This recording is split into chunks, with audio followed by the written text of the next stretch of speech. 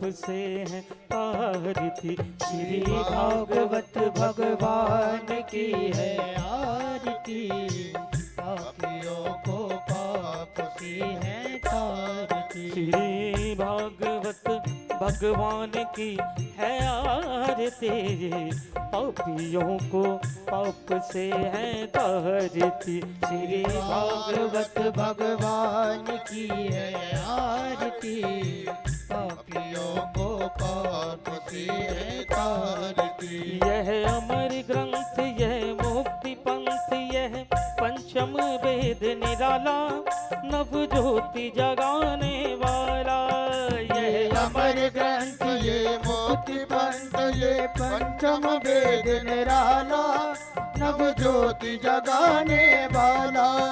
हरि नाम यही, हरि नाम यही, हरि नाम यही, हरि नाम यही, जग की मंगल की है आरती, पापियों को पाप से है तारती। श्री भागवत भगवान की है आरती, पापियों को पाप से है तारती। यह शांति गीत पावन पुनीत, पापों को मिटाने वाला, हरि दर्श कराने वाला। ये शांति गीत पावन पुनीत, पापों को मिटाने वाला, हरि दर्श कराने वाला। यह सुख करनी, यह दुख हरिणी, यह सुख करनी, ये दुख हरिणी, श्री मधुसूदन की है आरती, पापियों को पाप से है तारती। श्री भागवत भगवान की है आरती, पापियों को पाप से है तारती। यह मधुर बोल जग पंथ खोल, सतमार्ग बताने वाला, बिगड़ी को बनाने वाला। ये मधुर बोल जग पंथ खोल, सन्मार्ग दिखाने वाला, बिगड़ी को बनाने वाला। श्री राम यही घनश्याम यही, श्री राम यही घनश्याम यही, प्रभु की मंगल की है आरती, पापियों को पाप से है तारती। श्री भागवत भगवान की है आरती, पापियों को पाप से है तारती। कपूर गौरव करुणावतारम, संसार सारम भुजगेन्द्रहारम, सदा वसंतम हृदयाल बिंदे, भवं भवानी सहितं नमामि। तुमेव माता च पिता तुमेव, तुमेव बन्धु च सखा तुमेव, तुमेव विद्या द्रविणं तुमेव, तुमेव शरणं मम देव देव, तुमेव शरणं मम देव देव, तुमेव शरणं मम देव। ओम जले शीतलीकरणं देवो शान्तिरन्तरजगं शान्तिः पृथिवी शान्तिः वनस्पतयः शान्तिर्विश्वे देवाः शान्तिः ब्रह्म शान्तिः सर्वगं शान्तिः शान्तिरेव शान्तिः तामा शान्तिरेधिः। ओम देवाधिवन्दनं मन्त्रपुष्पित ओम जग्नेन जग्नमय जन्त देवा स्थानि धर्माणि प्रथमान्या सन्नाति अनाकं महिमानः सचन्त यत्र पूर्वी साध्याः सन्ति देवाः। हरिः ओम एकदन्ताय विद्महे वक्रतुण्डाय धीमहि तन्नो दन्ति प्रचोदयात्। ओम नारायणाय विद्महे वासुदेवाय धीमहि तन्नो विष्णु प्रचोदयात्। ओम महालक्ष्मी च विद्महे विष्णुपत्नी च धीमहि तन्नो लक्ष्मी प्रचोदयात्। नाना सुगंधि पुष्पाणि यथा कालोद्भवानि च पुष्पाञ्जलिमया दत्त ग्रहण परमेश्वरा। ओम पुराण पुरुषोत्तमाय नमः मंत्र पुष्पाञ्जलिं समर्पयामि। बोले भागवत भगवान की, बोले वृंदावन बिहारी लाल की, बोले व्यास जी महाराज की, बोले सुखदेव जी महाराज की, सत्य सनातन धर्म की। जय जय श्री राधे, जय जय श्री राधे श्याम।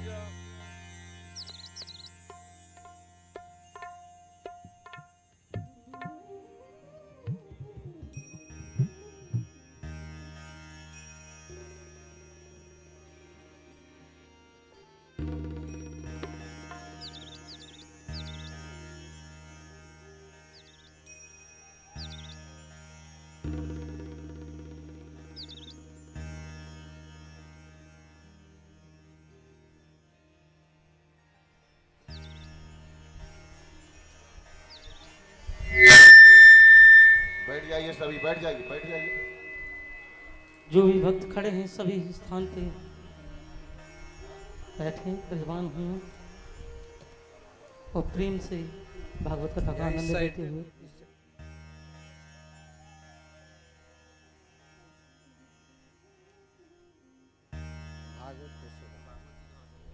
सही बात, सही है, होगो तो ऐसे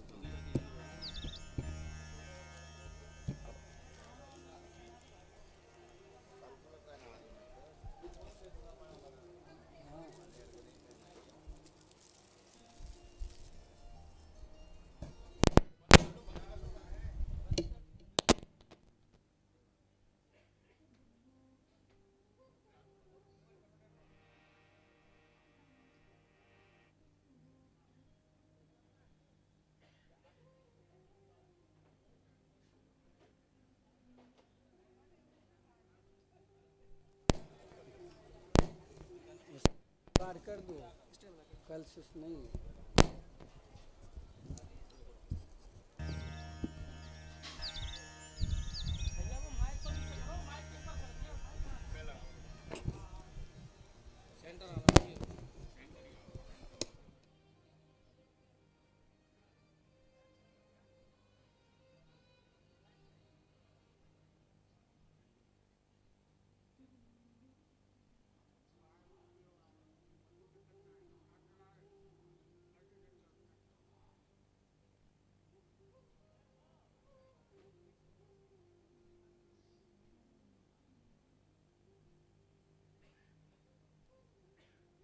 हो गया, श्री राधे।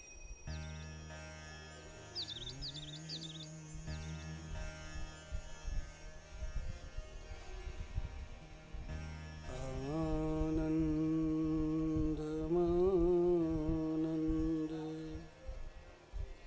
करं प्रसन्नं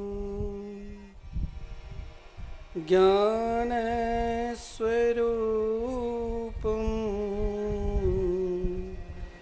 निजभावयुक्तं योगीन्द्रमीड्यं भवरोगवेद्यं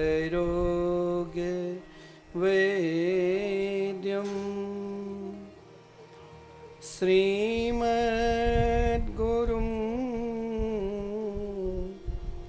नित्यमहं स्मरामि। हार्दध्वान्तनिराशवासनमनिर् विज्ञानवारानिधि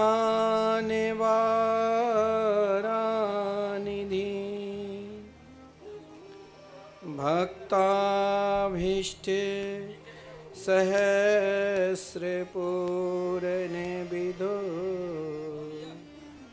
चैतन्यचिन्तामणि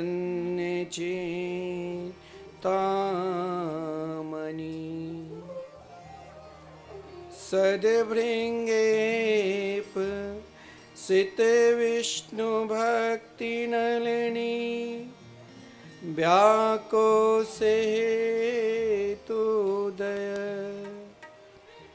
सुस्माकं कुरुतां भवार्तिशमनं निम्बार्कना मामुनि।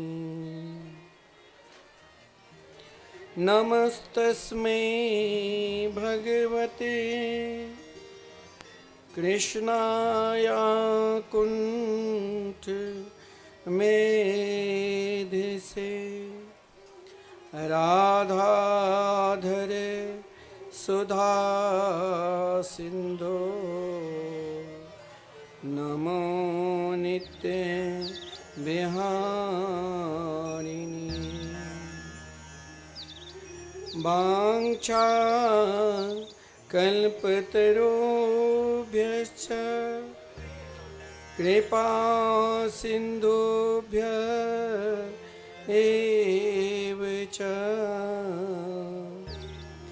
पतितानां पावनेभ्यो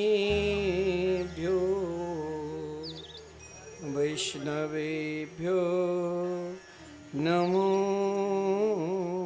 नमः। आइए हम सब मिलकर 2 मिनट युगल नाम महामंत्र के कीर्तन करें। तत्पश्चात कथामृत का रसास्वादन करेंगे।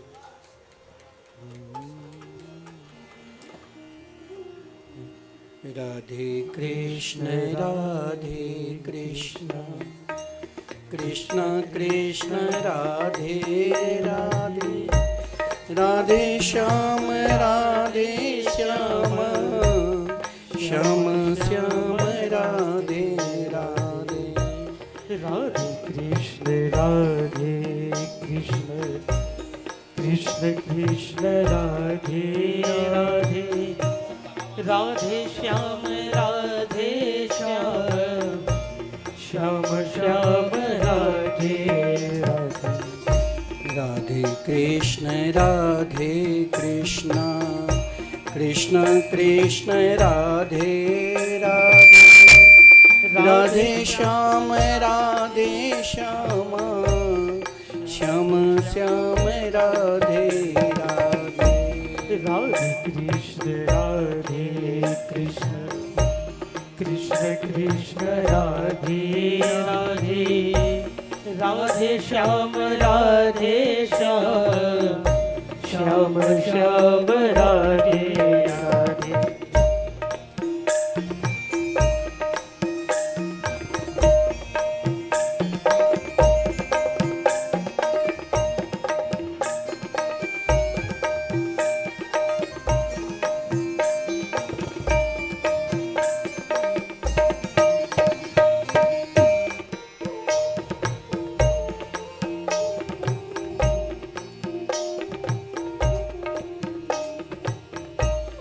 राधे कृष्ण कृष्ण कृष्ण कृष्ण राधे राधे, राधे श्याम श्याम श्याम श्याम राधे राधे।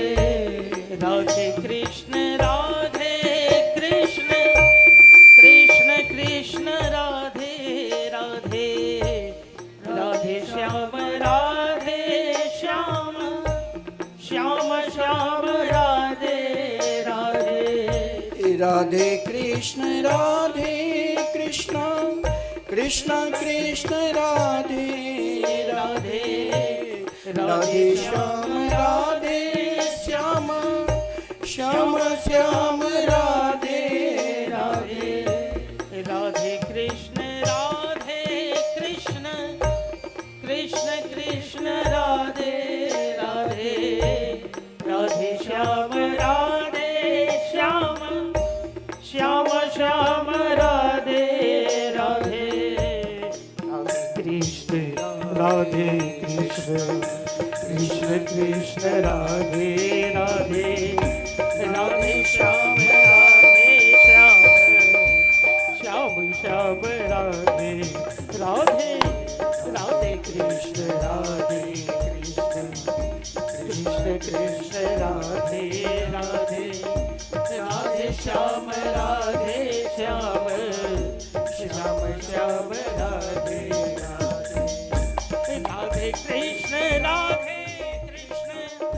कृष्ण कृष्ण राधे राधे, राधे श्याम श्याम श्याम श्याम राधे राधे। राधे कृष्ण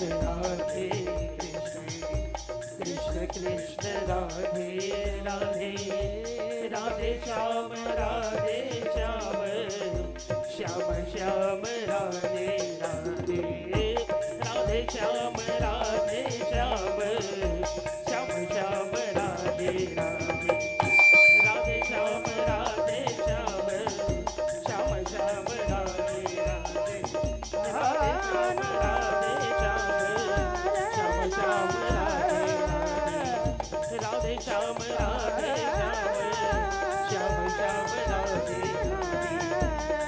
श्याम राधे राधे। राधे श्याम वृंदावन राधे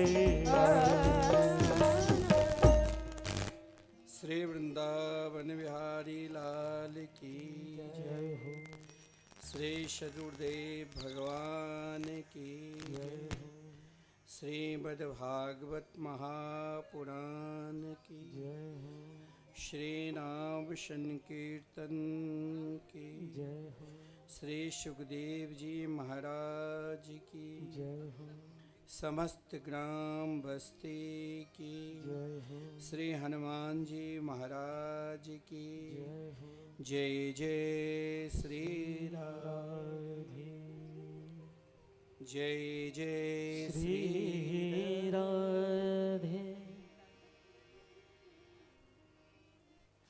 श्री राधे आनंद कंद स्वरूप ब्रज पुरंदर नंदन वैदिक प्रतिपाद्य श्री राधा कृष्ण की वांगमयी प्रतिमूर्ति श्रीमद् भागवत कथा ज्ञान यज्ञ में हम सब प्रवेश करने जा रहे हैं। इस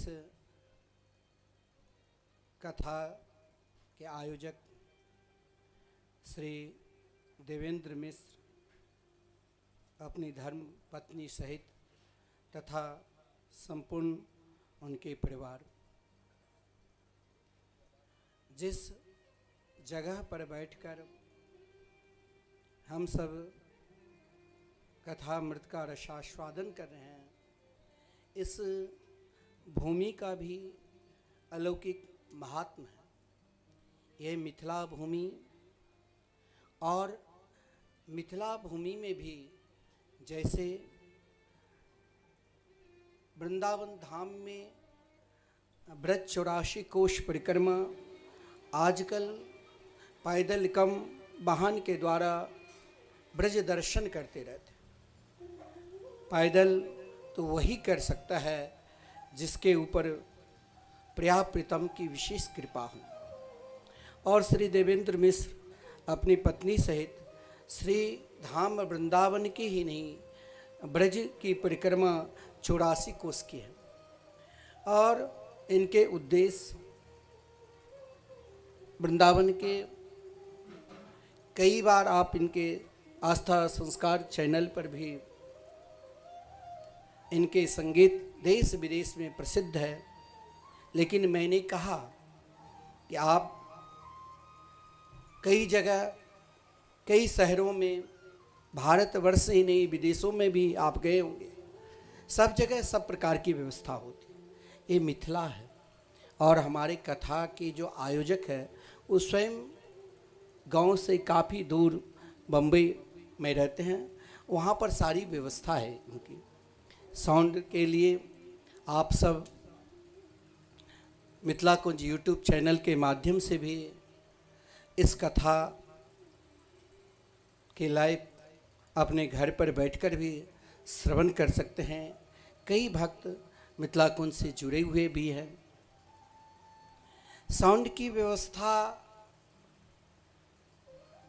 प्रथम दिन शुरुआत के दिन देखा जाता है, कल से और बढ़िया व्यवस्था होगी।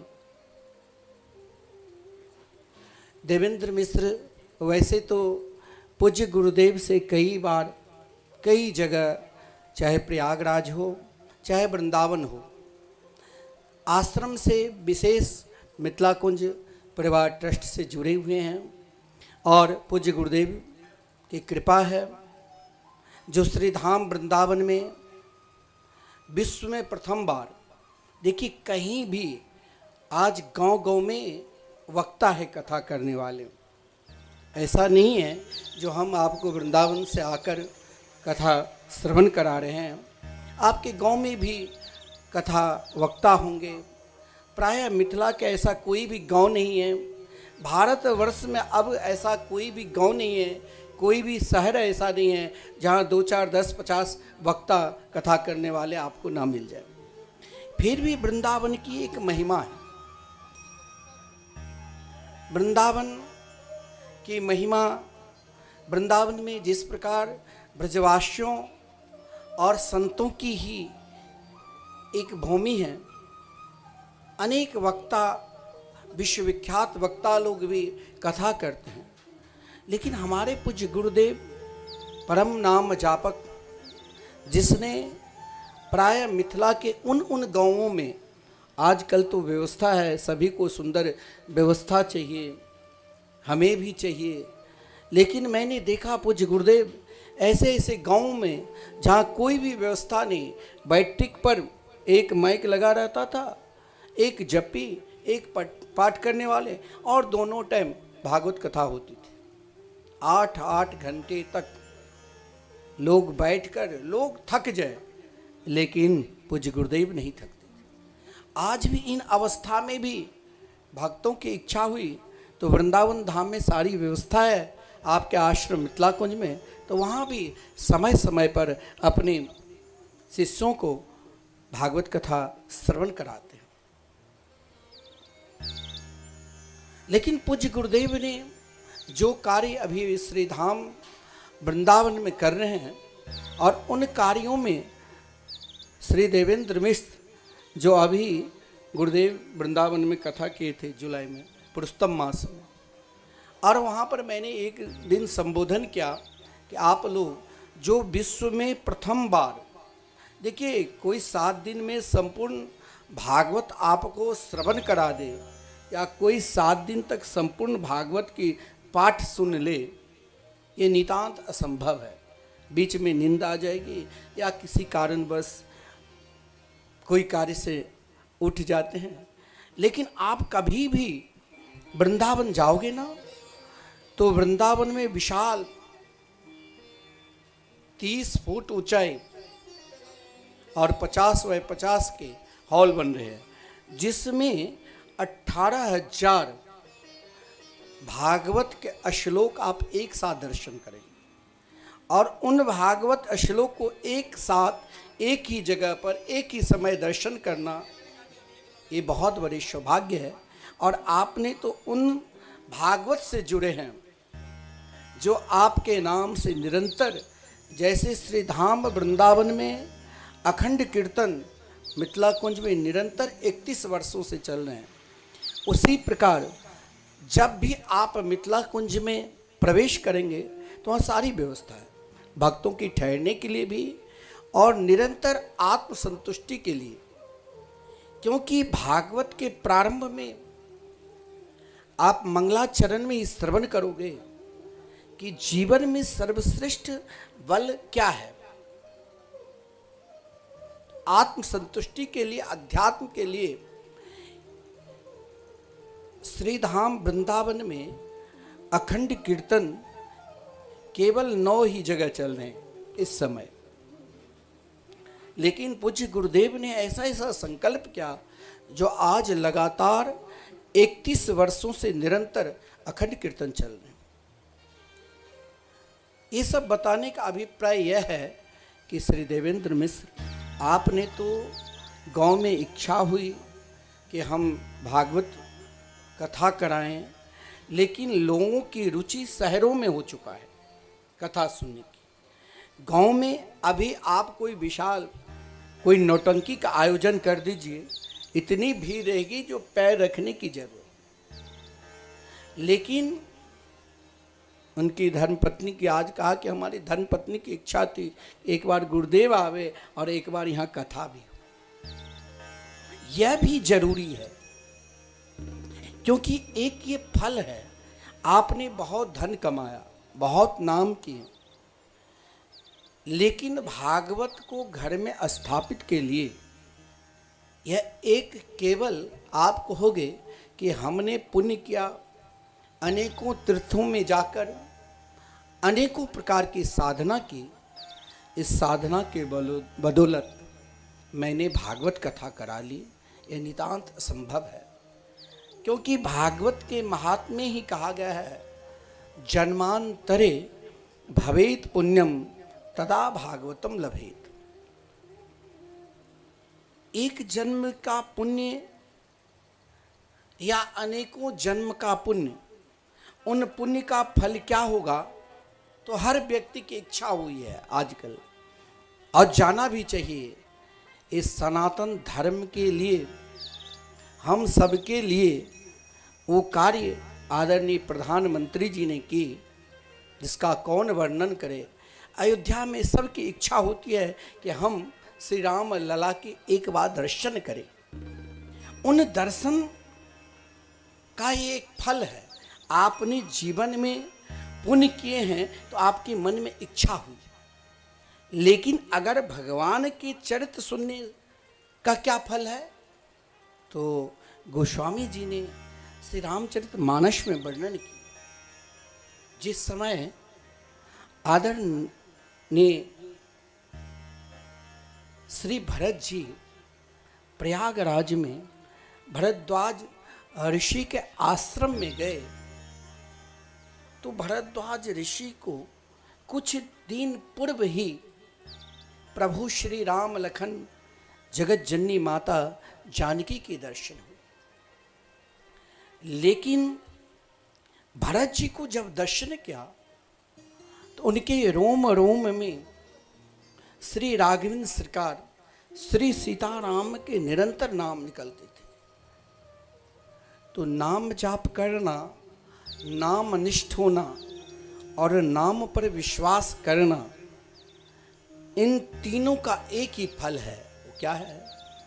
सब साधन कर सुफल सुहागा, सब साधन कर सुफल सुहागा, लखन राम सीधर सन पावा, लखन राम सीधर सन पावा, तही फल करे फल दरस तुम्हारा, तही फल करे फल दरस तुम्हारा, सहित प्रयाग सुभाग हमारा। आपने मंदिर में जाकर भगवान के दर्शन कर लिए, यह एक पुण्य है। और पुण्य यानी धर्म। आज की कथा हम महात्मा की कथा सुनाएंगे, और महात्मा में 3 प्रकार की कथा है।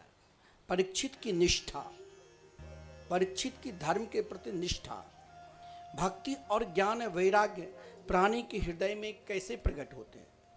और एक विधर्मी भी है, अधर्मी भी है, तो भगवान के शरण में जाकर, चाहे धुंधकारी क्यों ना हो, भगवान के शरण में जाकर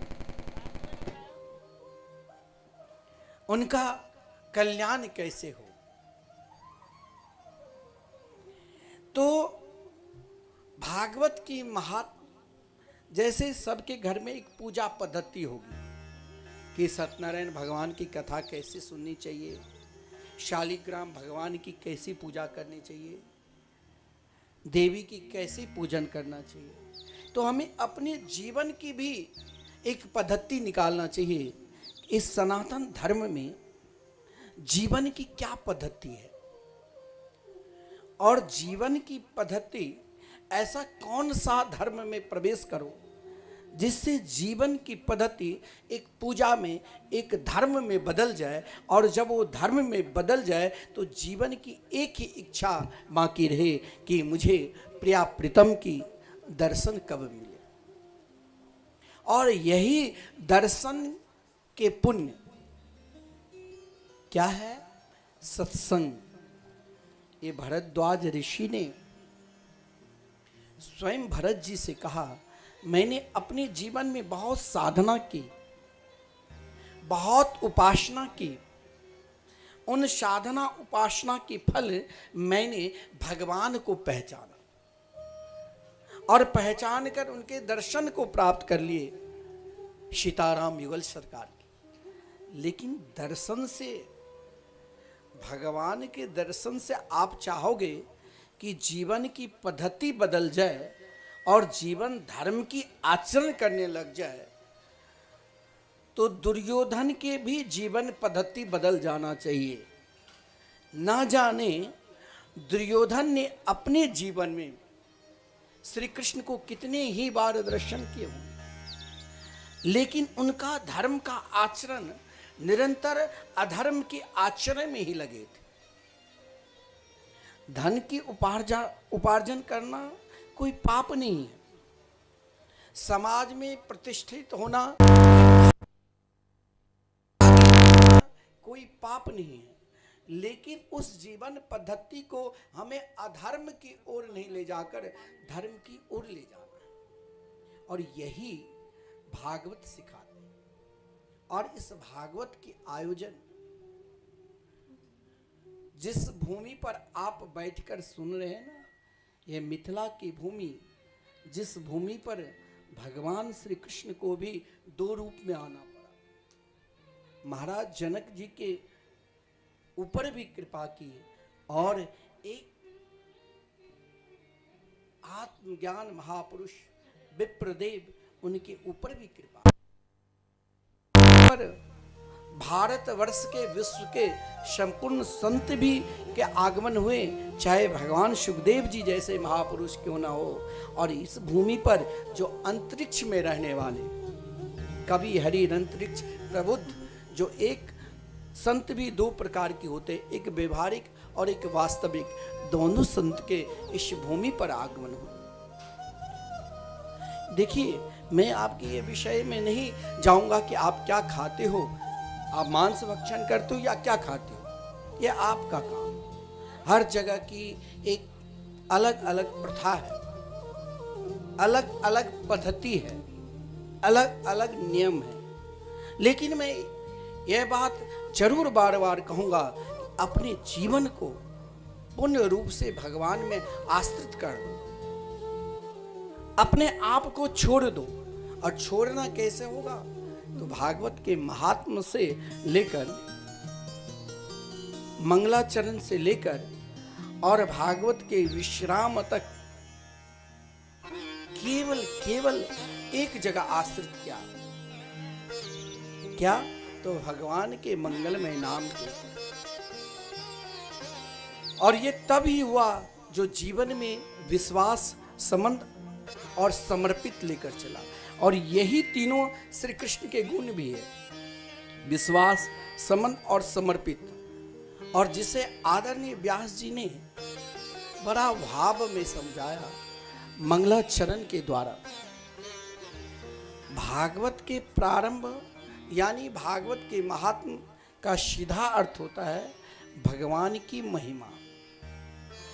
जैसे आप किसी विद्वानों के पास जाते हैं तो उनके विषय में सुनते हैं, जैसे हम लोग वोट भी डालने के लिए जाते हैं तो मन में कुछ विचार लेकर, हमारे पास कई लोग आएंगे, अलग अलग पार्टी के लोग, सब अपने ओर आकर्षण करेंगे। लेकिन हमने मन में विचार कर लिया, जो हमारे राष्ट्र के लिए, जो हमारे धर्म के लिए, जो सनातन धर्म को निरंतर पूजते हैं, हमें उनको ही आगे बढ़ाना है।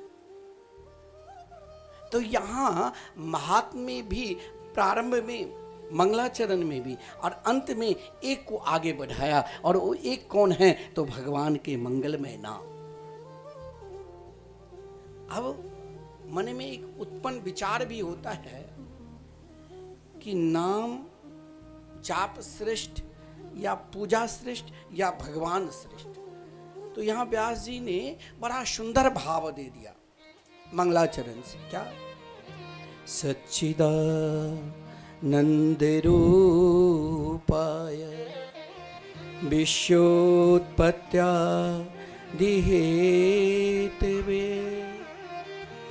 तापत्रये विनाशाय श्री कृष्णाय मयं नुमः। यहाँ हर व्यक्ति के जीवन की पद्धति को एक सूत्र में बांध दिया। जीवन की पद्धति का सूत्र क्या है? 3 में ही बंधा हुआ है।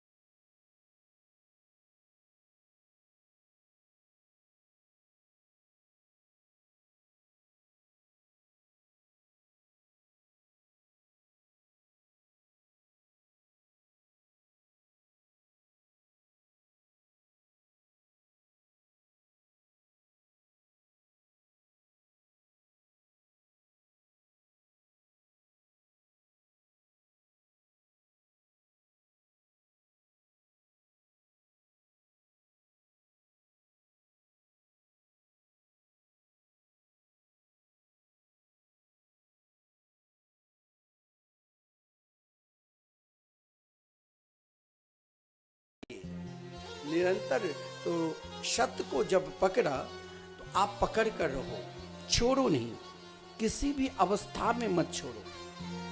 हमारे पूज्य गुरुदेव कहा करते हैं कि आप यदि वैसे मीट मांस नहीं खाना चाहिए फिर भी खाते हो, लेकिन आपका जो नित्य कार्य है, नित्य पूजा है, उसे कभी मत छोड़ो, किसी भी अवस्था में ना छोड़ो। चाहे शुद्ध अवस्था में है, चाहे अशुद्ध अवस्था में है, फिर भी आपका जो नित्य नियम है उसे कभी न त्यागो। जब एक शिकारी एक व्याधा शिकार खेलने के लिए गया और नित्य मांस भक्षण करता था, लेकिन एक संत ने कहा कि तुम जब मांस भक्षण करो तो एक बार मेरे प्रभु श्री कृष्ण का नाम ले लो, और उसने नित्य नाम लिया।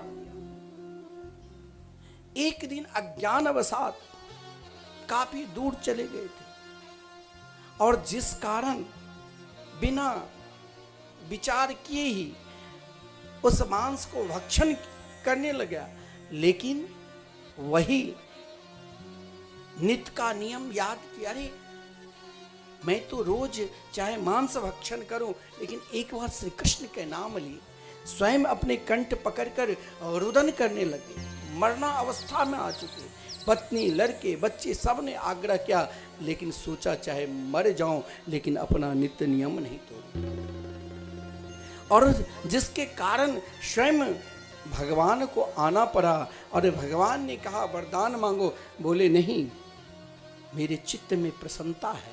बोले कहाँ से प्रसन्नता मिली? बोले आपके एक बार नाम लेने से, इसीलिए मेरा नित्य कार्य चलते रहे, लेकिन आपके नाम नहीं छूटे। बोले कि मेरे नाम में ऐसा कौन सा प्रकाश है? तो सत्य चित्त। गोस्वामी जी वर्णन करते हैं, जगत प्रकाशक प्रकाशक रामो। चित्त यानी हर व्यक्ति चाहते हैं जीवन में सुंदरता भी आवे, और जीवन में इस शरीर में निखार भी आवे। निखार के लिए, सुंदरता के लिए नाना प्रकार के प्रयास करते हैं।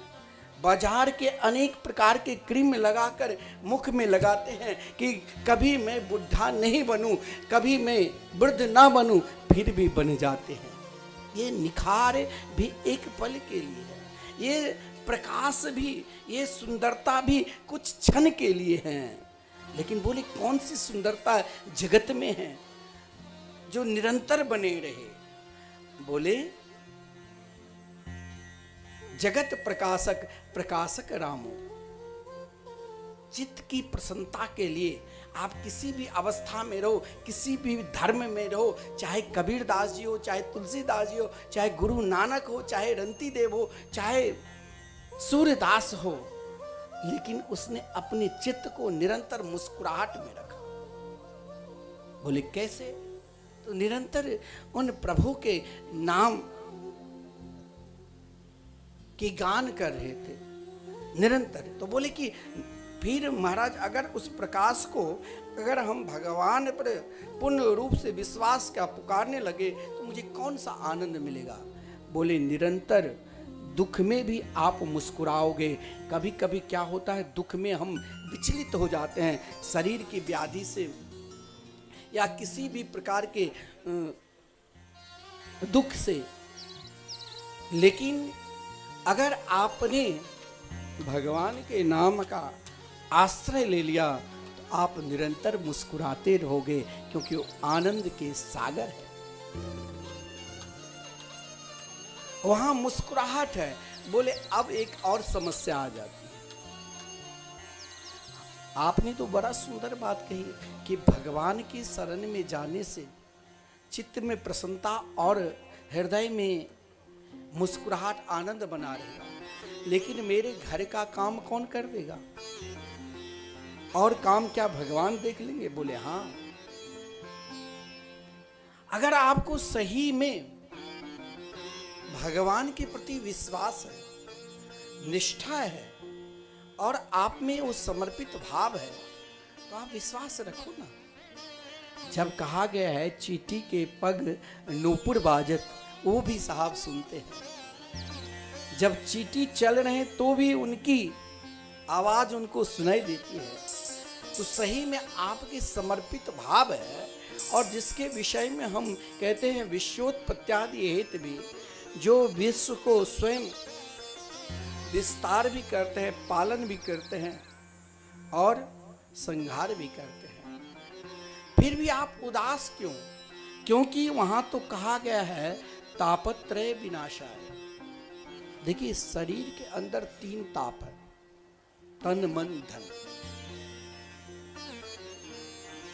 और हम लोग कहते हैं कि भाई सबसे बड़ा बल क्या है? धन का बल। धन है तो आप कथा के आयोजन करा सकते हैं। कथा में भी आजकल ये नहीं है। एक व्यक्ति पूछा, एक बहुत बड़े वक्ता हमारे आश्रम में कथा कर रहे थे, जिनकी कथा में, एक कथा में करोड़ों व्यय हैं। बोले आपकी कथा कौन करा सकते हैं? 1 करोड़ आप तो लेते हैं। बोले देखो भाई, आप रास्ता में चले हो ना, एक ठेला पर भी रोटी मिलेगा, स्वाद वैसे ही मिलेगा। रोटी के स्वाद में कोई अंतर नहीं है। रोटी वही आटा की रोटी बनाकर वो आपको 5 रुपया में खिला देंगे, और यही रोटी आपको बढ़िया सजाकर कोई बड़े होटल में आप जाओगे तो इसी का 100 रुपया, 200, 500 ले लेंगे।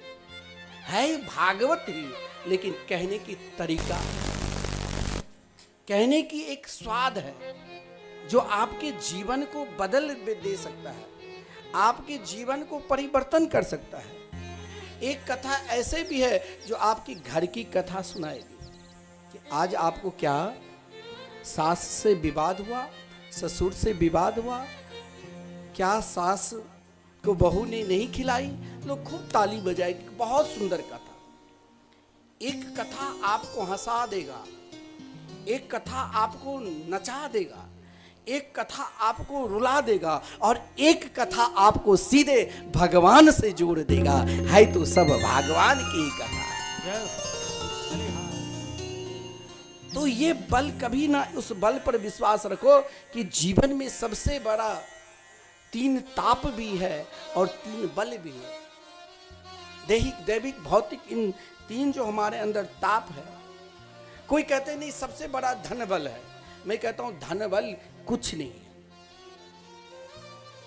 आपके पास बहुत धन है, करोड़ों की धन बैंक में रखा हुआ है, फिर भी आपके पास जो कार्ड है, क्रेडिट कार्ड, आज मानो आप कहीं मार्ग में जा रहे हैं, उसका दिन 1 दिन पूर्व ही समाप्त हो चुके हैं, तो फिर आप लगाओ तो 1 रुपया नहीं निकलेगा।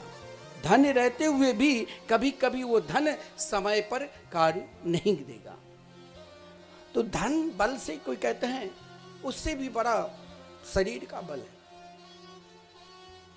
धन बल से श्रेष्ठ क्या है? शरीर का बल। लेकिन ये शरीर भी कभी कभी महाराज करोड़ों की धन संपत्ति है। घर से निकला एसी से, गाड़ी में एसी, ऑफिस में एसी, सारी व्यवस्था है।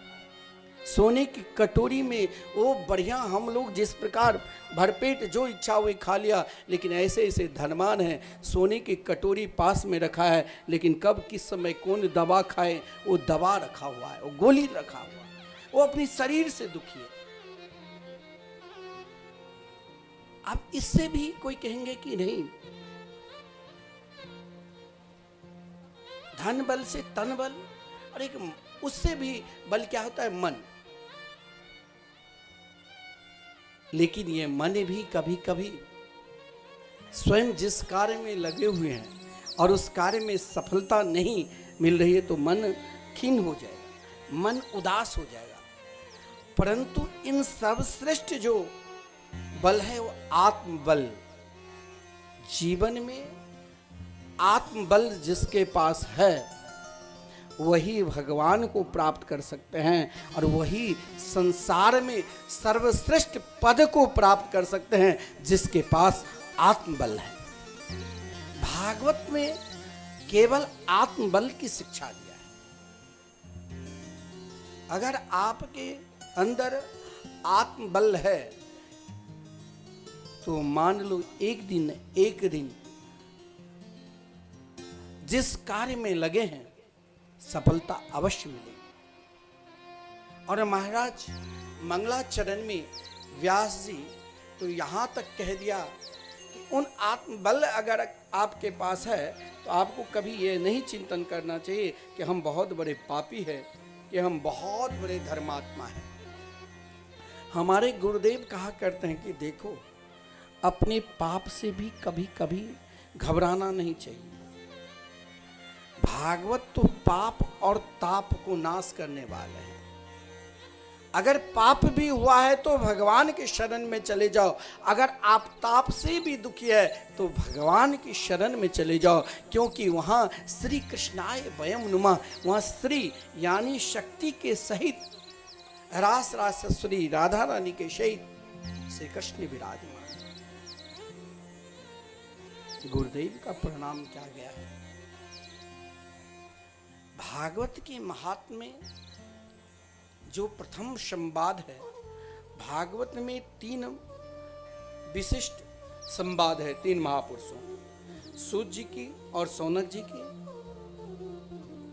आदरणीय श्रीमान सुखदेव जी महाराज परीक्षित के, और देवर्षि नारद जी और व्यास जी। प्रथम कोटि, मध्यम कोटि और सामान्य कोटि की वक्ता है। तो प्रथम कोटि वक्ता केवल महाराज आदरणीय श्रीमान सुखदेव जी को और श्रोता महाराज परीक्षित को, जिसने केवल अपने जीवन को आत्मबल लेकर प्रश्न किया है। सूजी सोनक के जो संवाद है, इसमें समाज के कल्याण किस धारा में हो, किस समय हो, केवल समाज कल्याण के लिए। और व्यास जी, देवर्षि नारद जी और व्यास जी के जो संवाद है, इसमें भी समाज भगवान से कैसे जोड़े, ये संवाद है। भागवत के प्रारंभ में सूत जी के निकट सौनक जी तब आते हैं। सौनक जी ने अपने जीवन में आप सब कुछ कर लो, जो भी इच्छा है, अनेक प्रकार के तीर्थों में घूम कर आओ, जो बड़े बड़े कार्य करना है, जहां घूमना, जो भी करना है, सब कुछ कर लो। लेकिन एक दिन क्या होगा, सबसे थक कर मन कभी कभी स्वयं को, अपने आप, अपने ही आत्मबल को, कि मानव शरीर तो वो है, इस मानव शरीर से ही हम भगवान को प्राप्त कर सकते हैं। और जिस दिन भगवान की शरण में चले जाओ तो मान लेना कि आज मेरी संपूर्ण अज्ञान नष्ट हो गई। शौनक जी ने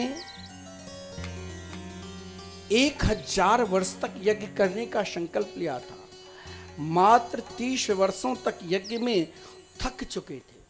बोले इससे संपूर्ण मानव मात्र का कल्याण नहीं होगा। तो महाराज, जिनके पास आजकल 1, 2, 4 हजार शिष्य हो जाए, कुछ नाम हो जाए, तो महाराज निरंतर उनका नाम चलता है कि अमुक बाबा के पास हजारों शिष्य आते हैं, देखिए उन बाबा के क्या नाम हैं। लेकिन शौनक जी के पास 88,000 ऋषि मुनि निरंतर रहते थे, फिर भी अपने आप को भगवान कैसे मिले, यही उद्देश्य से सूत जी के निकट गए और सूत जी से प्रश्न किया। अज्ञान ध्वंत विध्वंस कोटि सूर्य समप्रभ शूतख्याहि कथा सारम मम कर्ण रसायनम। भगवान, घर में रहकर, परिवार में रहकर, व्यापार करते हुए, समाज के कार्य करते हुए, जीवन में कोई ऐसा फल मिले, ऐसा उपदेश मिल जाए,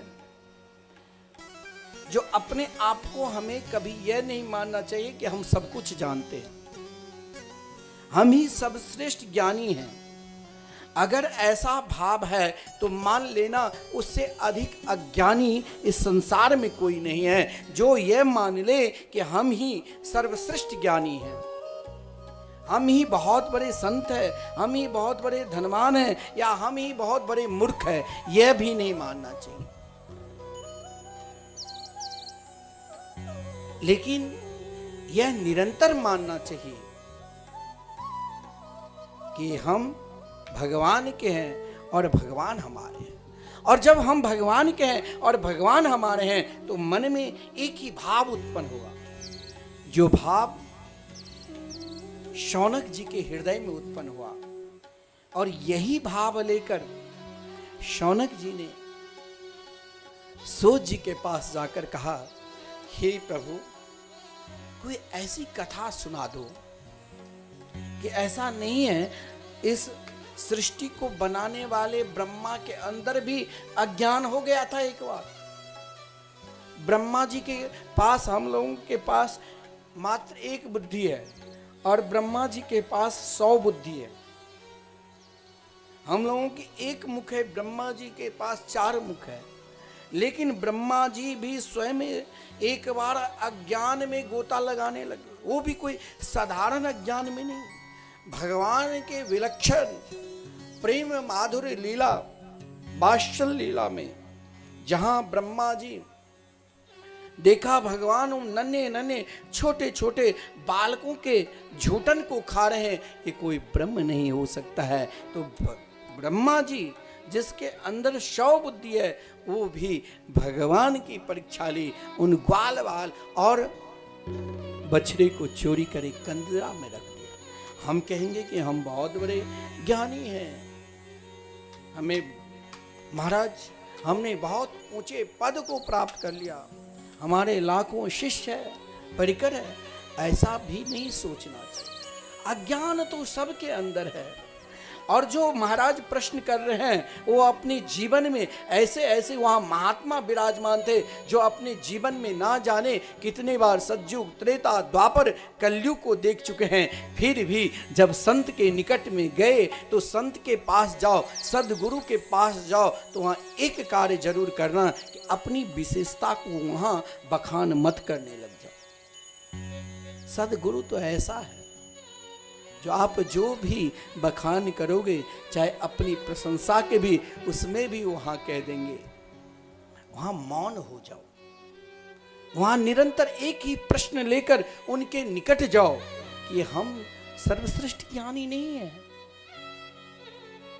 मेरे अंदर भी अज्ञान है। वैसे शौनक जी साक्षात भगवान शिव के अवतार माना गया है, लेकिन उन अवतारों में भी भगवान शिव जब शौनक ऋषि के रूप में आए, जिनके यज्ञ के रक्षा करने के लिए स्वयं मृत्युदेव द्वार पर खड़े हैं, इस यज्ञ में जो भी प्रवेश करेगा वो कभी मरेगा नहीं। 300 वर्ष तक यज्ञ चला, 30 वर्ष। अब देखो कहीं ना हर यज्ञ में कुछ ना कुछ बाधा होती है, विघ्न आता है। लेकिन प्रश्न क्या किया कि प्रभु हम एक अज्ञानी हैं। देखिए भगवान के पास भी जाओ, हम प्रार्थना करते हैं भगवान को कि तेरा तुझको अर्पण क्या लागे मेरा, सब कुछ आपने दिया वो मैं अर्पण कर रहा हूं। लेकिन आप जब अर्पण करने बैठते हो तो वही आज भी घर में सत्यनारायण की कथा करवाते हो तो वही अपने तो महाराज हजारों रुपया के धोती पहनकर, लेकिन पंडित जी के लिए वही छोटी सी तौलिया रख देते हो, सड़े हुए फल विकार युक्त कार्य करते हो। लेकिन यही तो अज्ञान है, यही तो अज्ञान है। लेकिन हमें घबराना नहीं चाहिए। जब जीवन में घबराहट हो तो एक कार्य निरंतर करो। क्या वो कार्य है? घबराहट को त्याग कर भगवान के शरण में चले जाओ। और भगवान क्या करेंगे? भगवान भागवत में स्वयं कहा गया है, भगवान ही आचार्य के रूप में है, सदगुरु के रूप में है, महापुरुषों के रूप में है। और वहां जाकर अपना ज्ञान की बखान छोड़ दो। आजकल महाराज हम अपने बड़प्पन लेकर जाते हैं अपना बड़प्पन को त्याग दो। और त्याग कर, जैसे शौनक जी ने सूत जी से प्रश्न किया, कोई सूत जी के अवस्था पर अगर आप विचार करोगे तो जिस समय भागवत श्रवण करा रहे थे उस समय सूत जी की अवस्था मात्र 20 वर्ष की और शौनकादिक ऋषि की अवस्था, मैंने कहा कि अपने जीवन में कई बार चतुर्युगी देख चुके थे, लेकिन उनका विश्वास, उनका संबंध और उनका समर्पित भाव देखे, जिस भाव को लेकर ही ऐसा प्रश्न किया कि भगवान मेरे अंदर अज्ञान है, लेकिन उन अज्ञानों को दूर करने के लिए कोई ऐसी कथा श्रवण करा दो जो कर्ण रसायनम, कानों को प्रिय लगे। कान को प्रिय कौन सी वस्तु है? भगवान की कथा। बोले कथा क्यों है?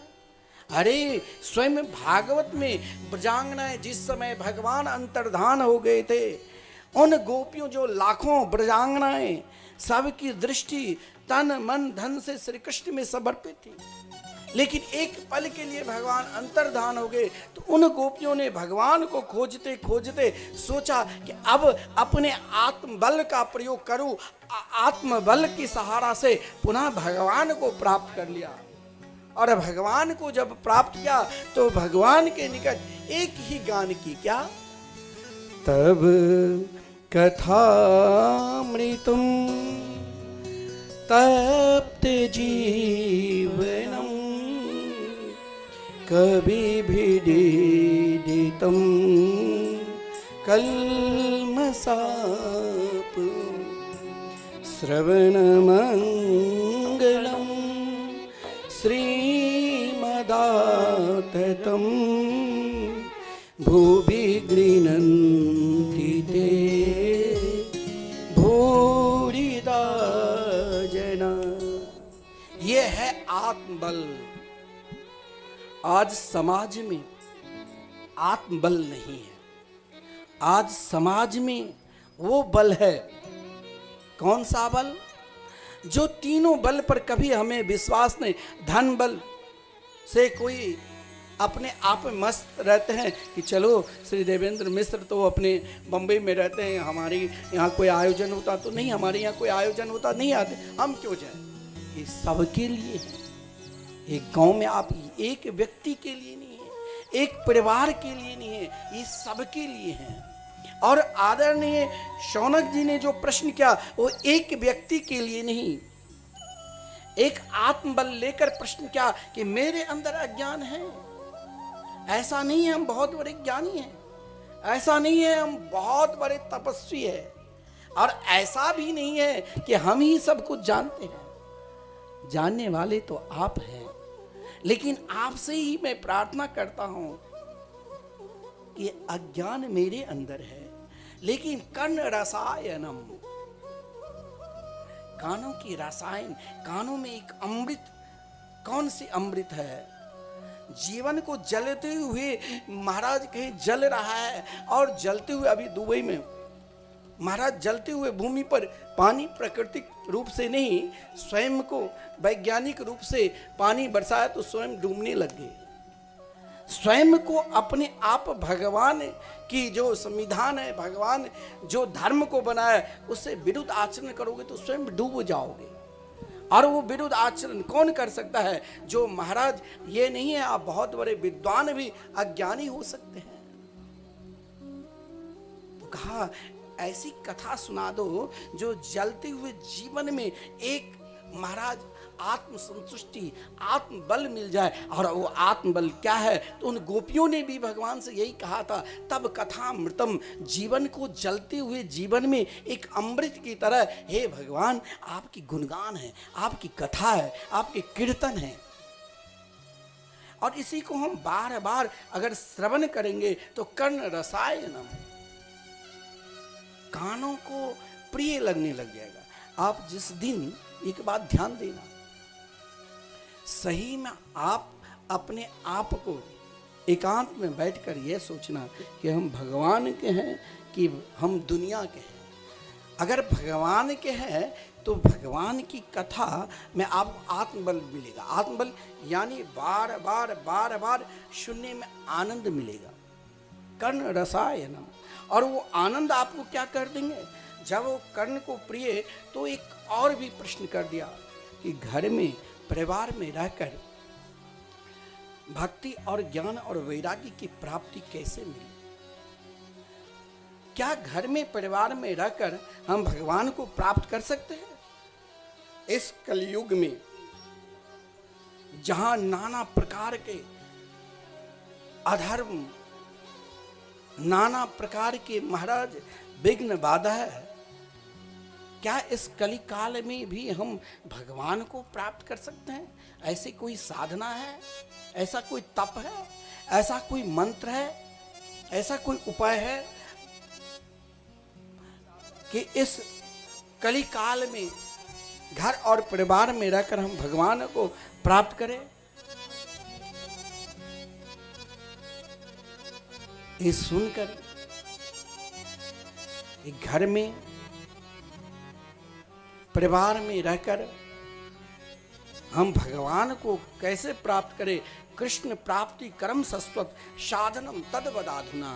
श्री कृष्ण प्राप्ति की कोई साधना है, कोई उपाय है तो सहजता में घर और परिवार में व्यापार करते हुए, बातचीत करते हुए, लोगों से मिलते हुए भगवान की याद बनी रहे। कोई उपाय है, कोई साधना है?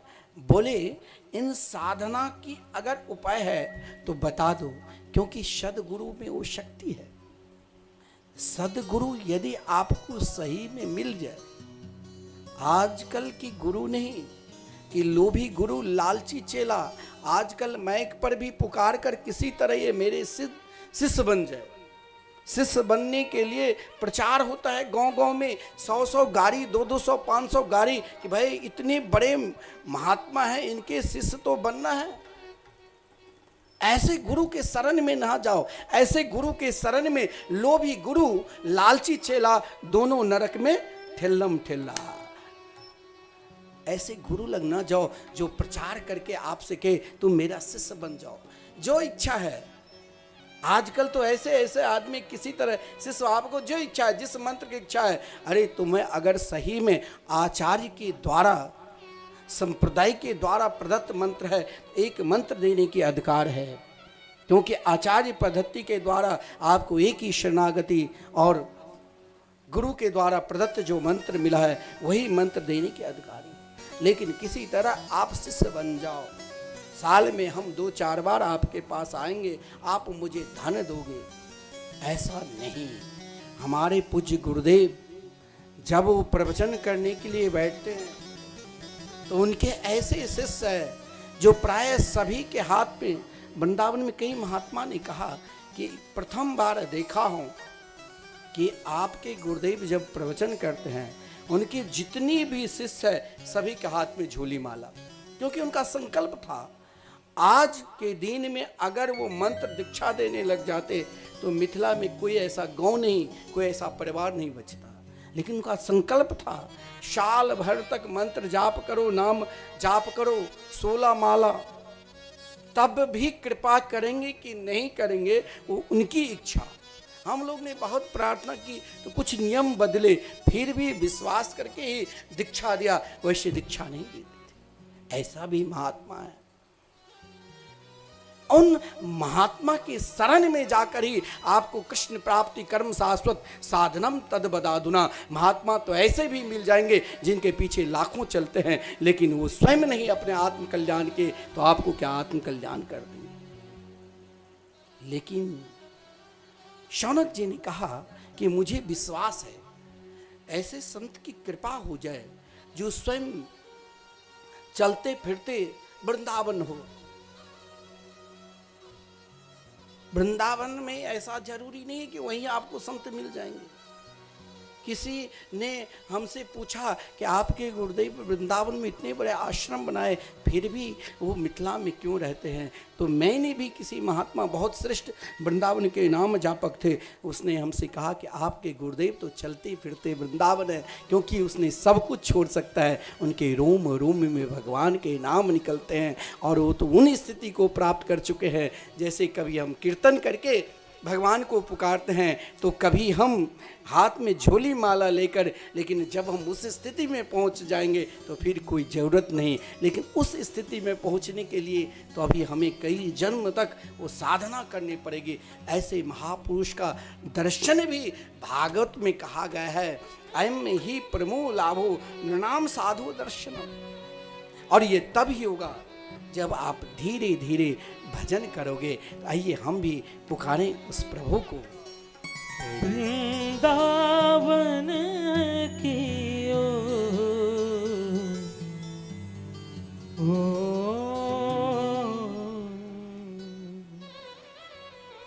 चलो मन वृंदावन की ओर, चलो मन वृंदावन की ओर, चलो मन वृंदावन की ओर, चलो मन वृंदावन की ओर, वृंदावन की ओर,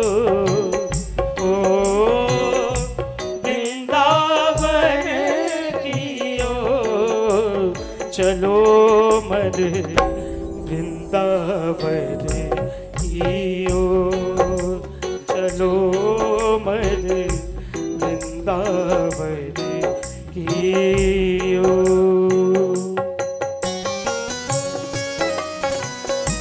वृंदावन सरकार की, राधा रानी की।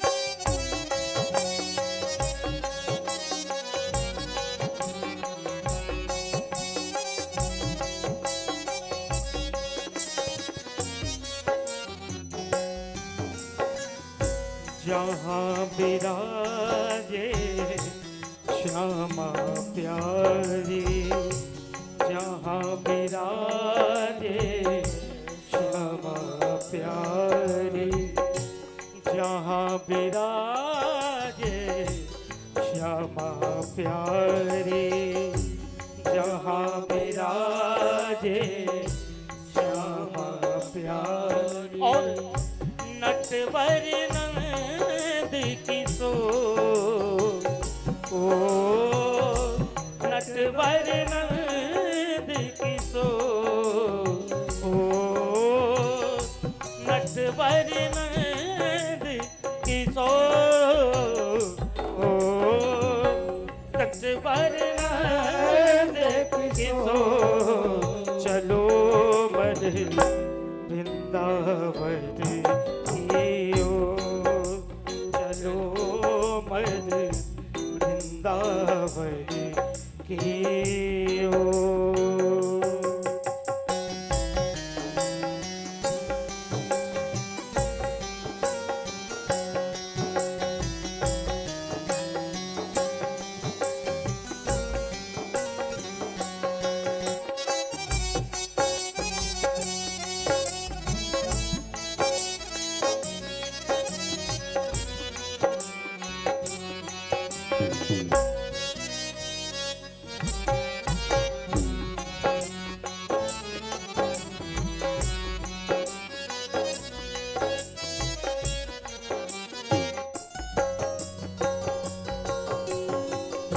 प्रेम का रस जहाँ छलकेगा, प्रेम का रस जहाँ छलकेगा, प्रेम का रस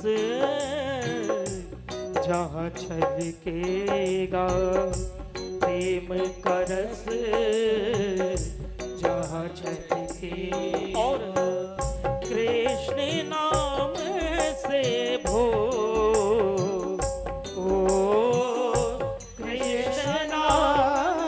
से भोर,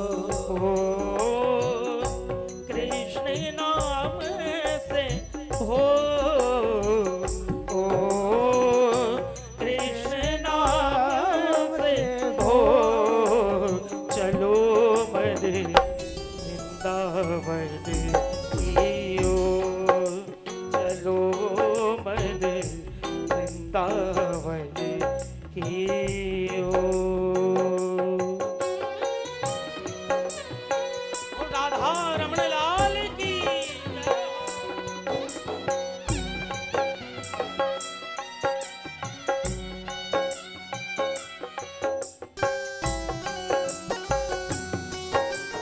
जय। रजे है चंदन जैसे, मन हो जाए विभोर, मन हो जाए विभोर, मन हो जाए विभोर, मन हो जाए विभोर, चलो मद वृंदावन की ओर, चलो मद वृंदावन की ओर। और क्या गाना है? अरे वृंदावन वृंदावन वृंदावन चलो रे, वृंदावन वृंदावन वृंदावन चलो रे, वृंदावन वृंदावन वृंदावन चलो रे, वृंदावन वृंदावन वृंदावन और क्या करना है? वृंदावन की गलियों में राधे राधे बोलो रे, वृंदावन की गलियों में राधे राधे बोलो, मन वृंदावन की गलियों में राधे राधे बोलो रे, वृंदावन की गलियों में राधे राधे बोलो, मन वृंदावन वृंदावन वृंदावन चलो रे, मन वृंदावन वृंदावन वृंदावन चलो रे, मन वृंदावन वृंदावन वृंदावन चलो रे, वृंदावन वृंदावन। और किन किन को जाना है वृंदावन? दोनों हाथ उठाएं और क्या बोलना है? अरे वृंदावन की गलियों में राधे राधे बोलो रे, वृंदावन की गलियों में राधे राधे बोलो रे, अरे वृंदावन की गलियों में राधे राधे बोलो रे, वृंदावन की गलियों में राधे राधे बोलो रे, मन वृंदावन वृंदावन वृंदावन चलो रे, वृंदावन वृंदावन वृंदावन चलो रे, मन वृंदावन वृंदावन वृंदावन चलो रे, वृंदावन वृंदावन वृंदावन चलो रे, वृंदावन की गलियों में राधे राधे बोलो रे, वृंदावन की गलियों में राधे राधे, मन वृंदावन की गलियों में राधे राधे बोलो रे, मन वृंदावन की गलियों में राधे राधे, मन वृंदावन की गलियों में राधे राधे बोलो रे, मन वृंदावन की गलियों राधे मेरी श्यामा किशोरी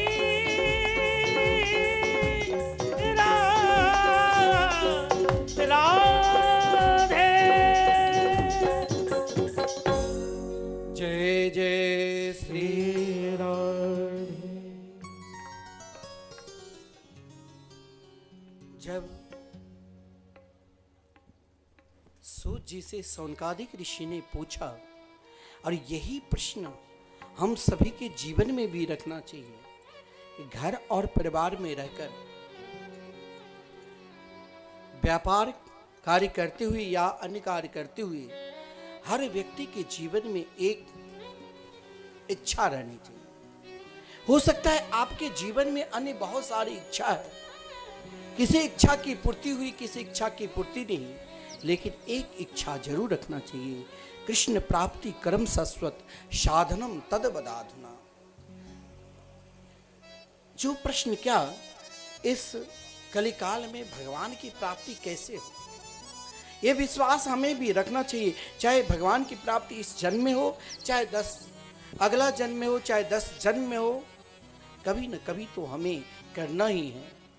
केवल ये भाव था, और भाव के साथ समर्पित किसके शरण में?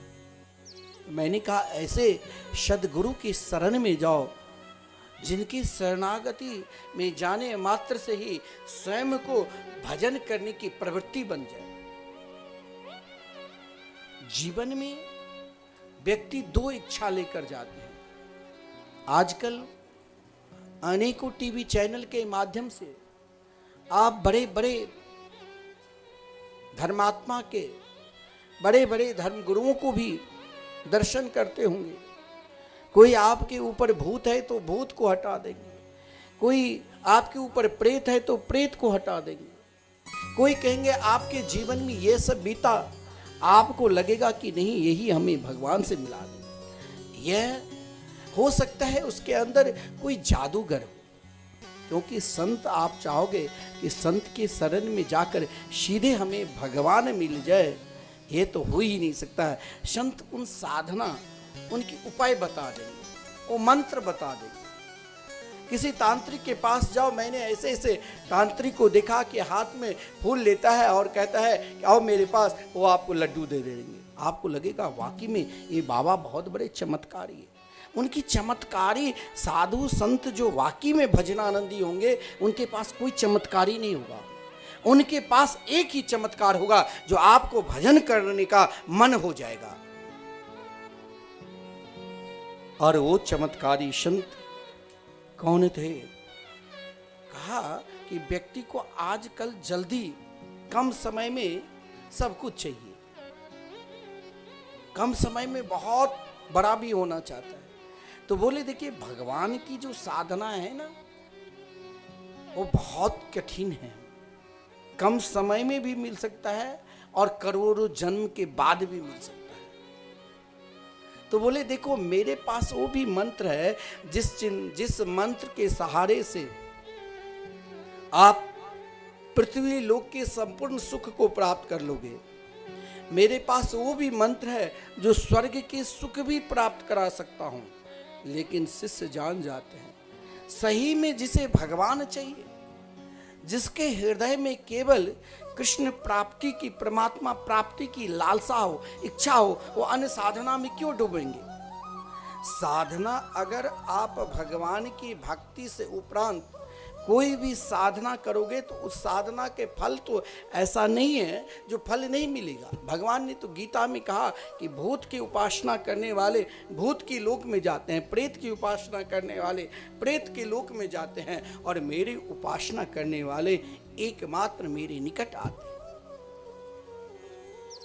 ऐसा नहीं है धर्म करने से आप स्वर्ग नहीं जाओगे, लेकिन आप यह भी मत सोचना कि हम स्वर्ग चले भी जाएंगे तो निरंतर रहेंगे।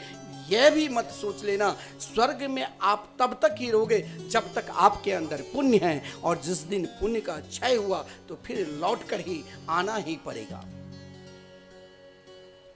लेकिन सद्गुरु क्या करते हैं?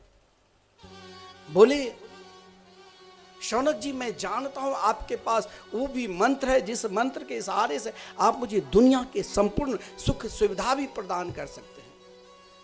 चिंता मणिर्लोक सुखम सुरद्रो स्वर्ग संपदम प्रेक्षति गुरु प्रीतो वैकुंठम योगी दुर्लभम। आपको दुनिया की सारी सुख सुविधा दिखाने वाले तो बहुत मिल जाएंगे, लेकिन बाकी में परमात्मा के चरणार बिंद प्राप्त कराने वाले को ऐसे विरले ही संत मिलेंगे। वो आपको नहीं यूट्यूब पर मिलेगा, नहीं वो आपको किसी चैनल पर मिलेगा, वो आपको मिलेगा कब? जब आप कभी किसी वृंदावन धाम, अयोध्या, काशी में जाकर उनके परमात्मा के मंगल में नाम लेकर पुकारोगे, श्री राधे बोलोगे, तब कहीं उन संतों की चरण धूल आपके मस्तक पर पड़ गया। क्योंकि कहा गया है बिना महत पाद रजोभिषेकम, अगर उनके चरण धूल आपके मस्तक पर पड़ गए तब ही वैकुंठम योगी दुर्लभम, जो बड़े बड़े योगियों की दुर्लभ स्थान है, उस स्थान को प्राप्त करा सकते हैं। लेकिन कब? जब आपके ऊपर दीनता आए, अपने आप अपने बड़प्पन को त्याग दोगे और स्वयं अपने आप को दीन हो जाओगे, तभी तो दीन बंधु की कृपा होगी। और यही दीनता लेकर मैंने प्रारंभ में ही कहा, जिसने अपने जीवन में सतयुग, त्रेता, द्वापर, कलयुग को कई बार देख चुके थे, आज महाराज जब सूत जी के शरण में आए और कृष्ण प्राप्ति की साधना के मंत्र के विषय में पूछा, तब भी सदगुरु ने क्या कहा कि आप कहीं विचलित ना हो जाए, क्योंकि आपके पास तो बहुत सारे शिष्य हैं। कहीं आपको यह ना लगे कि हमें बहुत बढ़िया कुर्सी की व्यवस्था नहीं की, कल से हम नहीं आएंगे। भगवान से मिलना है तो एकदम अपने हृदय में प्रीति जगाओ, प्रेम जगाओ। और प्रेम प्रीत कब जगेगी? जब आप स्वयं सावधान होकर एकमात्र समर्पित हो जाओगे, हम भगवान के हैं, भगवान हमारे हैं। और कब वो भाव आएगा? स्वयं अपने अंदर अपने सदगुरु को ढूंढो। एक अंदर से भी आपको सदगुरु मिल जाएंगे। आप कहोगे कौन? तो अपने जीवन को, जिस स्थान में जहां हम जा रहे हैं, क्या हम सत्य मार्ग पर जा रहे हैं और क्या हम अधर्म पर जा रहे हैं? ये शरीर तो ऐसे ही है, कब है कब नहीं है। भागवत में तो यहाँ तक कह दिया कि जीवन को किसी महापुरुष के शरण में चले जाओ और शरणागति को स्वीकार कर लो। बोले अभी तक हमें वो महापुरुष कहाँ दिखाई देता है? सब अपना दुकान खोल रखा है। हम किसके दुकान में जाए जहां मुझे सही में सौदा, मिलावट कुछ मिले नहीं, पक्का सामान मिले। बोले इसके लिए अगर दुकान खोजना है और उस दुकान पर पहुंचना है तो पहले अपने अंदर ढूंढो कि सही में बिना मिलावट के, आजकल सब कुछ में मिलावट ही है। लड़के बच्चे भी अब मिलावट करके ही मिलने लग गए हैं। तो हर चीज में जब मिलावट है तो सही में हमें सदगुरु कैसे मिलेंगे? तो भागवत ने सीधे अर्थ में बता दिया कि पहले अपने आत्म को चिंतन कर लो कि हम कैसे हैं। ये शरीर ही जब मेरे साथ नहीं दे रहा है, अनेक प्रकार के विकार से युक्त है कब नहीं है, चलते चलते श्वास रुक जाता है, अंदर की बात अंदर ही रह जाता है। क्योंकि कहा गया है काल ब्याल मुख ग्रास त्रास नास हेतवे। बोले हम सब जब जन्म लिए तब से ही काल रूपी यानी मृत्यु रूपी अजगर के ग्रास बने हुए। और सुरक्षित कब है? जो ही अजगर यानी मृत्यु अपना मुख बंद कर लिया, हम भी चलेंगे। लेकिन घबराना नहीं चाहिए, कोई मिलावट नहीं मिलेगा। आप कहते हो हमें अभी तक सदगुरु पर विश्वास नहीं हो रहा, मत करो विश्वास। तब तक एक सदगुरु पर विश्वास कर लो। किस पर? तो अपने धर्म शास्त्र पर।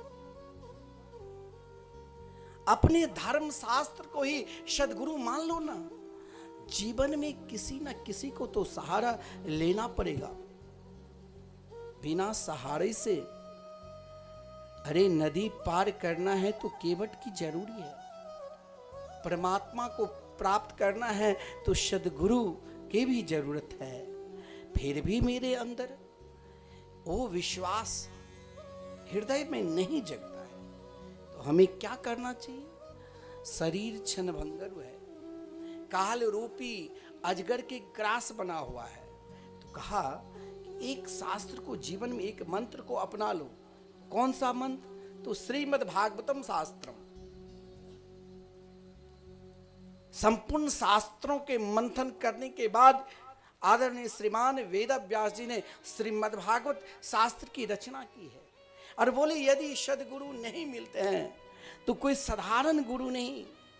भागवत में 18,000 मंत्र है। और हमारे पूज्य गुरुदेव जो श्री धाम वृंदावन में मंदिर बना रहे हैं, वो भागवत के एक एक श्लोक की उन लोगों से भी मैं आह्वान करता हूँ, भागवत कथा करने वाले से भी, कि इस भागवत मंदिर में आप भी अपना योगदान दो। एक एक श्लोक को मंत्र के स्वरूप है, जिसे गान कौन किए हैं? ऐसे संत जो किसी गृहस्थ के यहाँ मात्र 6 मिनट से अधिक ठहरते नहीं, जो कहाँ से आए? तो रास रासेश्वरी राधा शक्ति से ही प्रकट हुई। प्यार से लीला शुकोयम वृषभान जाया, पवित्र चंचु प्रिय चुंबनेन एकांतिको नन रहस्य पाठी, गोलोक प्रसादा सदा निवासी। बोले अगर अभी तक आपके जीवन में कोई सदगुरु नहीं मिले, आप यह मत सोच लेना कि हमने तो अपने घर और परिवार में दीक्षा ले लिए देवी का मंत्र। देवी दीक्षा के बाद कहा गया है 1000 वर्ष तक आप जब देवी की उपासना करोगे तो देवी आपके ऊपर कृपा करके आपको सबसे प्रिय जो देवी के है भगवान शिव से मिला देंगे। और जब 100 वर्ष तक निरंतर आप शिव की उपासना करोगे तो शिव भोलेनाथ सबका कल्याण करते हैं। क्योंकि समुद्र मंथन इस संसार में 2 बार हुआ। एक बार तो हम सब जानते हैं कि आगे कथा भी श्रवण करोगे समुद्र मंथन में, जिस समुद्र मंथन में 14 प्रकार के रत्न निकलते हैं, विष भी और अमृत भी। और वो विष कौन पान किए? तो भोलेनाथ। लेकिन भोलेनाथ के जब आप 100 वर्ष तक उपासना करोगे तो उन भोलेनाथ विषपान, हम तनिक भी कोई विषपान कर ले तो समाप्त हो जाएगा। लेकिन संपूर्ण समुद्र के विष पान करने के बाद भी भोलेनाथ मुस्कुरा रहे थे और पुकारने लगे। उनकी छवि, उनकी सुंदरता ही विलक्षण हो गई और लोग नीलकंठ भगवान से पुकारने लगे। लेकिन माता पार्वती ने भोलेनाथ से पूछा कि आप संपूर्ण विष पान करने के बाद भी आप सुरक्षित रहे, ये तो मुझे आश्चर्य लग रहा है। जो संपूर्ण देवता घबरा गए थे, असुर घबरा गए थे। माता पार्वती ने यही प्रश्न लेकर सीधे नारायण के पास चली गई। और जब नारायण से प्रश्न किया तो नारायण मुस्कुराते हुए कहा कि देखो पार्वती, आप भगवान शिव के अर्धांगिनी हैं। जब इस समुद्र मंथन से पूर्व भी एक बार समुद्र मंथन हुआ, वेद रूपी मंत्रों की जब मंथन हुआ तो उस वेद रूपी मंत्रों के कुछ उपासक ने 16,000 उपासकों ने अलग अलग उपासना के द्वारा अलग अलग मंत्रों के द्वारा मंथन करने लगे। बड़े बड़े कर्मकांडी ने अपने कर्मकांड के द्वारा मंथन किए तो उसमें से 80,000 मंत्र ले लिए। बड़े बड़े ज्ञानी ने अपने ज्ञान के द्वारा उस मंत्र को मंथन किए तो 4,000 मंत्र ले लिया। लेकिन उन वेद रूपी मंत्र से 2 अक्षर फिर भी बच गया। भोलेनाथ ने कहा इन 2 अक्षर को मैं स्वीकार कर लेता हूँ, और वो 2 अक्षर रो और मो था, यानी राम नाम मंत्र को भोलेनाथ ने स्वीकार कर लिया। और जिस मंत्र के सहारे से, जिस नाम के सहारे से भोलेनाथ ने विष को पान कर लिया, आजकल घर घर में क्रोध, छोटी सी बात लेकर हम भोजन खाना छोड़ देते हैं। हम एक दूसरे को दुश्मन हो जाते हैं। हम स्वयं को आत्महत्या कर लेते हैं।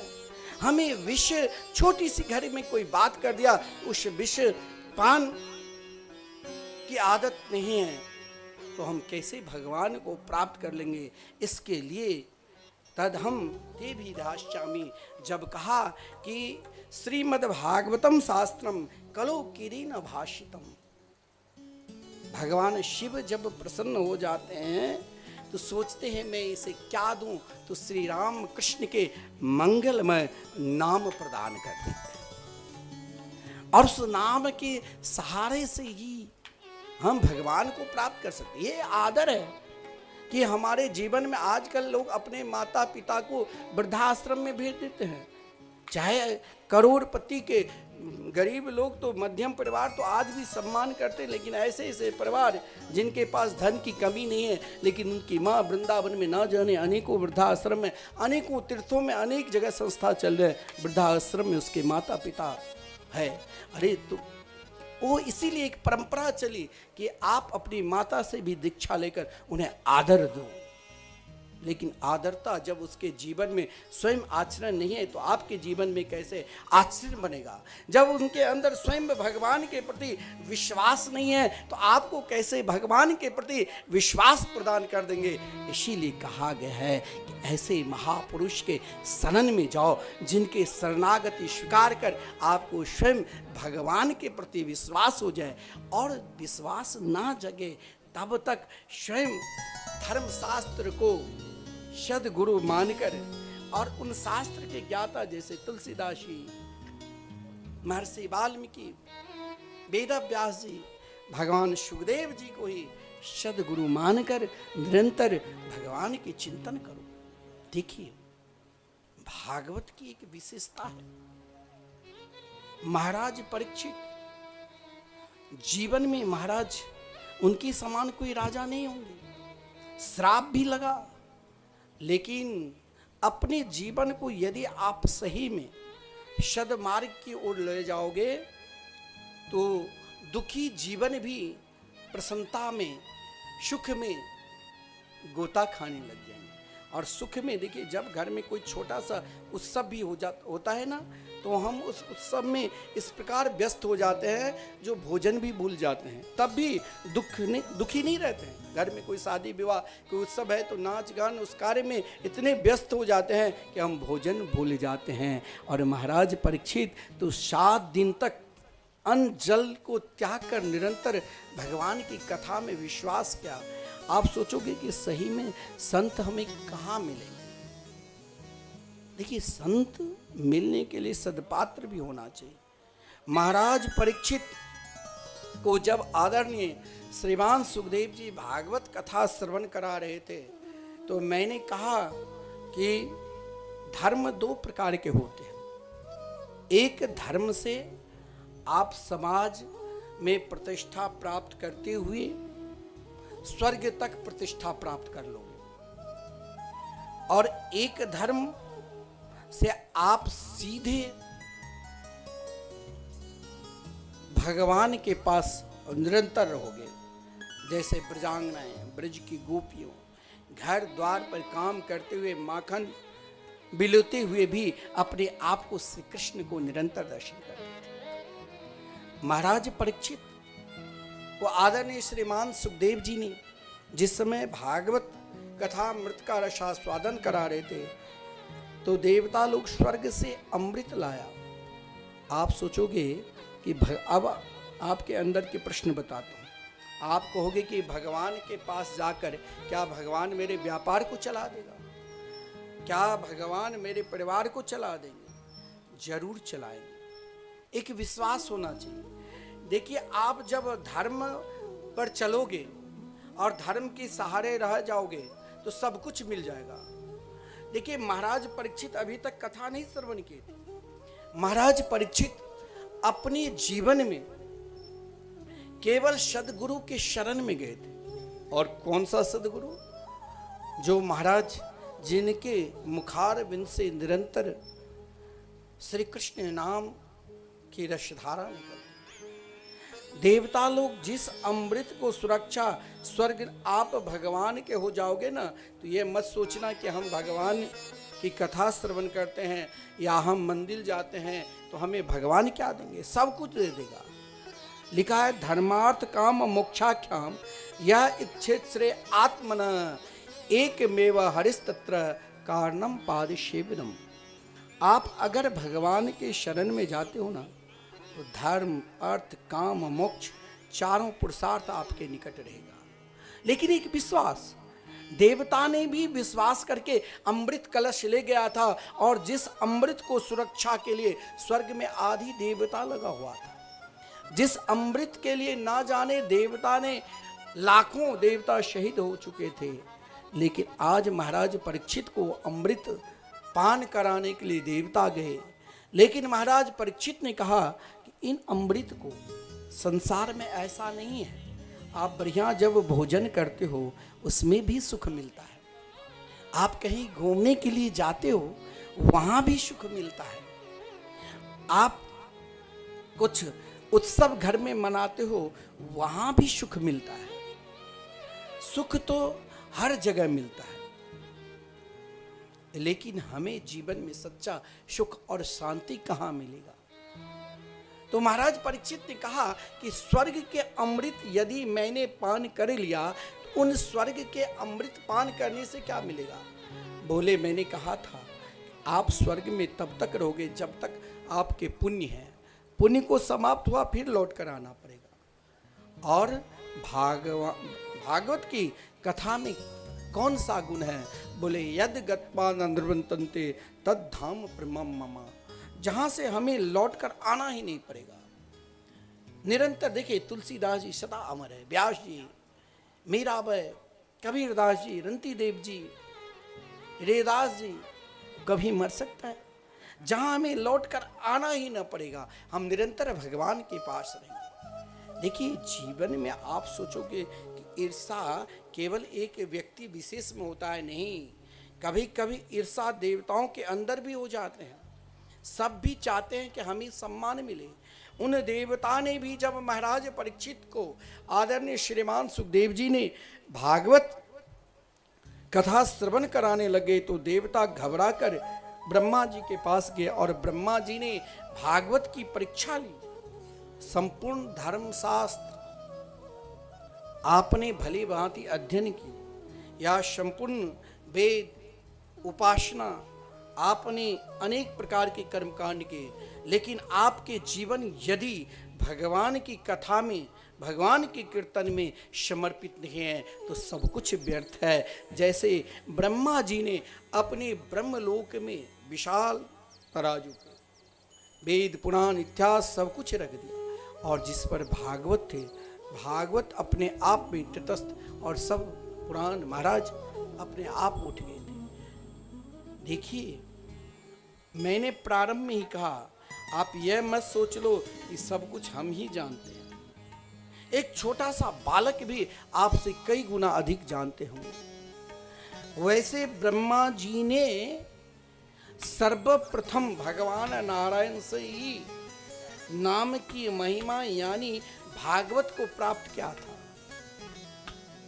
लेकिन कहा गया है, जीवन में अगर जीवन को सुगम सरलता की ओर ले जाना है, तो किसी महापुरुष को निरंतर अपना अभिभावक मानो। जैसे घर परिवार में लड़के बच्चे आजकल माता पिता की बात क्यों नहीं मानते हैं? उसे लगता है कि हम इससे अधिक सक्षम हो गए हैं, और जब ये भाव उसके अंदर आ जाता है कि हम उससे अधिक सक्षम हो गए हैं, हम इससे बड़े पद को प्राप्त कर लिए, प्रतिष्ठा को प्राप्त कर लिए, अब मेरे कारण ही मेरे माता पिता को यश बढ़ा है, समझ लेना इसका दुर्दिन आ चुके हैं। वही तो अज्ञानी है। ब्रह्मा जी भागवत तत्व को जानते थे, फिर भी ब्रह्मा जी भागवत की परीक्षा ली, लेकिन वही ब्रह्मा जी से देवर्षि नारद जी ने प्राप्त किया, तो वही ब्रह्मा जी को समझाया, आपने भगवान की परीक्षा ली, जो सबके अभिभावक है, सबके मार्गदर्शक है, सभी प्राणी को पहचान कराने वाले हैं। अगर आप भी चाहते हो कि मेरे अज्ञान दूर हो, तो जाओ भागवत के शरण में। देखिए, देवर्षि नारद जी, एक संत का एक उद्देश्य रहता है। संत ने जिस दिन वैराग दीक्षा को प्राप्त कर लेते हैं, मान लो उसने भगवान को प्राप्त कर लिया, फिर भी आपके पास आएंगे मांगने के लिए, याचना करने के लिए, अपना लिए नहीं, समाज के लिए, राष्ट्र के लिए। अरे मठ मंदिर नहीं बनेगा तो एक समय ऐसा भी आएगा। आजकल देखिए समाज को जाति में, धर्म में बांटकर अलग कर रहा है। यह भी एक विधर्मी का ही दिखाए गए मार्ग है, समाज को बांट रहा है। और वो समय आएगा हम स्वयं को, अपने आप को पहचान भी भूल जाएंगे। पहचान जब भूल जाएंगे तो आपके पूर्वज, आपके घर और परिवार के लोग कहीं कोई मंदिर में एक ईंट का भी दान दिए होंगे तो आपका पहचान बना रहेगा। 500 वर्षों के बाद एक पहचान बना कि यही राम लला की मंदिर है और यही हमारे राम जी विराजमान थे। तो आज पुनः भव्य मंदिर में हमारे राम लला स्थापित है। तो यह भी एक पहचान है। ऐसा विद्या आ रहे हैं जो हमारे धर्म को भुला देंगे, हमारे पहचान को मिटाने के लिए अनेक दुर्दांत बैठे हुए हैं, समाज को बांटने के लिए, जाति में बांटने के लिए, अलग करने के लिए।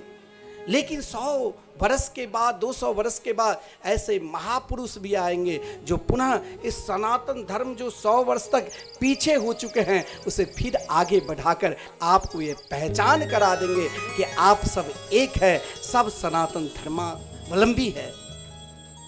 और यही पहचान तो भागवत कराते हैं। भागवत एक पहचान करा देंगे।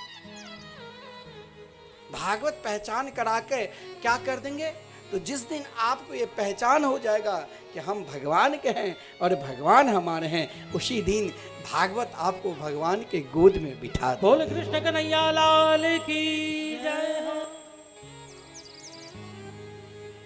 भागवत जब आपको भगवान के गोद में बिठा देंगे तो फिर क्या आनंद मिलेगा। यही आनंद के लिए तो संत लोग खोजते हैं कि कहाँ प्राणी मात्र के आनंद मिले, तो संत को ही खोजेंगे। एक बार देवर्षि नारद जी महाराज, सबके हृदय में भगवान है। हम सब जानते हैं कि भाई, चाहे हम कहते हैं आत्मा को कष्ट देने, लेकिन आत्मा तो सबसे परे हैं, फिर भी हम अज्ञान अवस्था में बोलते हैं कि आत्मा की कष्ट ना दो। लेकिन यही आत्मा ही परमात्मा है, परमात्मा को कोई कष्ट नहीं होता है। हम पहचान भूल गए हैं, हम शरीर को ही आत्मा मानने लगे, और यही पहचान संत कराते हैं। देवर्षि नारद जी ने पहचान कराने के लिए संत को खोजा, और संत को खोजते खोजते बद्रिका आश्रम में गए, और बद्रिका आश्रम में शनकादिक से जब मिलन हुआ तो शनकादिक ने कहा, क्या आप भी अपना पहचान भूल गए हो? पहचान हम भूल जाते हैं, आप अपना पहचान भूल गए हो। जरा आप अपने आप को पहचानो, आप कौन है। आप तो भगवान के प्रिय हैं, फिर भी आप उदास, और आपकी उदासी तो आज ऐसे लग रहा है जैसे, कैसे कहा, कथम ब्रह्मण दीन मुख कुत चिंता तुरो भवा त्वरितं गम्यते कुत्र कुतश्चागमनं तव। पहचान को पहचान कराने वाले कौन हैं? जो उनको पहचान गए हैं, परमात्मा को पहचान गए हैं। और जब हम परमात्मा को पहचान गए हैं तो फिर हमें दुखी होने का कारण कहाँ छुपा है? ये संत ही संत को बताया। शनकादिक ने कहा, 4 भय जो निरंतर भगवत भजन में लगे हुए थे, निम्मार्थ संप्रदाय के आचार्य, प्रथम आचार्य शनकादिक ने कहा, हे ब्रह्मन देव, कथम ब्रह्मन दीन मुखा। उदासी का कारण तो व्यक्ति को अपने अंदर ढूंढना चाहिए। हम क्यों सब कुछ रहते हुए भी उदास है? उदासी के एक कारण होता है मन में विचलित होना। कुतः चिंतातुर, मन विचलित होने लग जाए, मन भागने लग जाए इधर उधर, तो अंदर हम निरंतर चिंतातुर किसी न किसी भाव से रहते हैं, किसी चीज की प्राप्ति के लिए, और उन प्राप्ति की उद्यम क्या सफलता नहीं मिली तब भी चिंता में हम व्याकुलता के लिए इधर उधर भागते हैं, कहीं तांत्रिक के पास जाते हैं, कहीं अनेक प्रकार की साधना में लग जाते हैं, और तब भी अगर नहीं होता तो हम और विचलित हो जाते हैं। तो पूछा त्वरितम गम्यते कुत्र, अभी तक आप कहाँ से विचलित होकर आए हैं, तो अपना कारण तो बताओ। किसी के धन एका बहुत बड़े धनवान है और एकाएक धन नष्ट हो जाए तो वो जैसे विचलित वही विचलित है। मुझे तो लगता है कि आपने सारा प्रयास कर लिया है। देवर्षि नारद जी जान गए कि वाकई में हम ऐसे महापुरुष के निकट आए जो हमें पहचान लिया। हम तो पहचान चुके हैं, लेकिन हमें जगत को पहचान कराना है, और जरूर ऐसे महापुरुष जगत को परमात्मा से पहचान करा देंगे। अपने आप को पहचानो, अपने आप को समझो। हमें स्वयं अपना स्वार्थ नहीं देखना चाहिए। जो हमें 5 किलो चावल नहीं मिलता है, या हमें 2-4 हजार रुपया नहीं मिलता है, या सड़क नहीं बना है, हमें पहचानना है कि हमारे राष्ट्र को, हमारे धर्म को, हमारे सनातन धर्म को कौन आगे बढ़ा रहा है। हमें मौन नहीं होना चाहिए, हमें जागृत करना चाहिए। वैसे 300 वर्ष तक अभी सत्ता मौन रहेगा, तो गड्ढे में गिरा देता है। हमें ऐसा मौन नहीं रहना चाहिए। हमें अपने आप में उत्साह लाना चाहिए, जो हमारे देश के लिए, जो हमारे धर्म के लिए, जो हमारे धर्म को, हमारे देश को, हमारे राष्ट्र को निरंतर आगे बढ़ाते हैं, उसे हमें भी आगे निरंतर बढ़ाना है। हमें अपना स्वार्थ निजी नहीं देखना चाहिए, और यही कार्य एक संत के हैं। और यही कार्य देकर देवर्षि नारद जी से शनकादिक ने पूछा, लगता है आपने अपना प्रयास किया, फिर भी आप दुखी है। जरा सा आप अपने दुख का कारण बताओ ना। आप चाहोगे कि हम घर छोड़कर किसी तीर्थ में चले जाए तो हम सुखी हो जाएंगे? नहीं हो सकते। पहले लोग आश्रम में जाता था, मैंने देखा हमारे आश्रम में 25-30 साल पूर्व एक टाइम भोजन बनता था। वो भी हम लोग जब दिन में, शाम में 1-2 रोटी मिला नहीं मिला, जो पहले गया मिला नहीं तो कुछ नहीं। अब आज ऐसी भी व्यवस्था है, जो भी जाए उनको एसी रूम चाहिए, नहीं तो नहीं रहेंगे, नाराज हो जाएंगे। नहीं भाई, हमें मन ही नहीं लगेगा, मैं कैसे रहूं?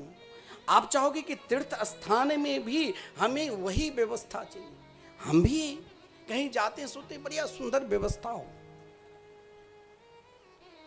आप चाहोगे कि तीर्थ में रह करिए हम कहीं भगवान को प्राप्त कर ले, यह भी नितांत असंभव है। भगवान को प्राप्त तो आप घर परिवार में भी रह कर सकते हो। कब?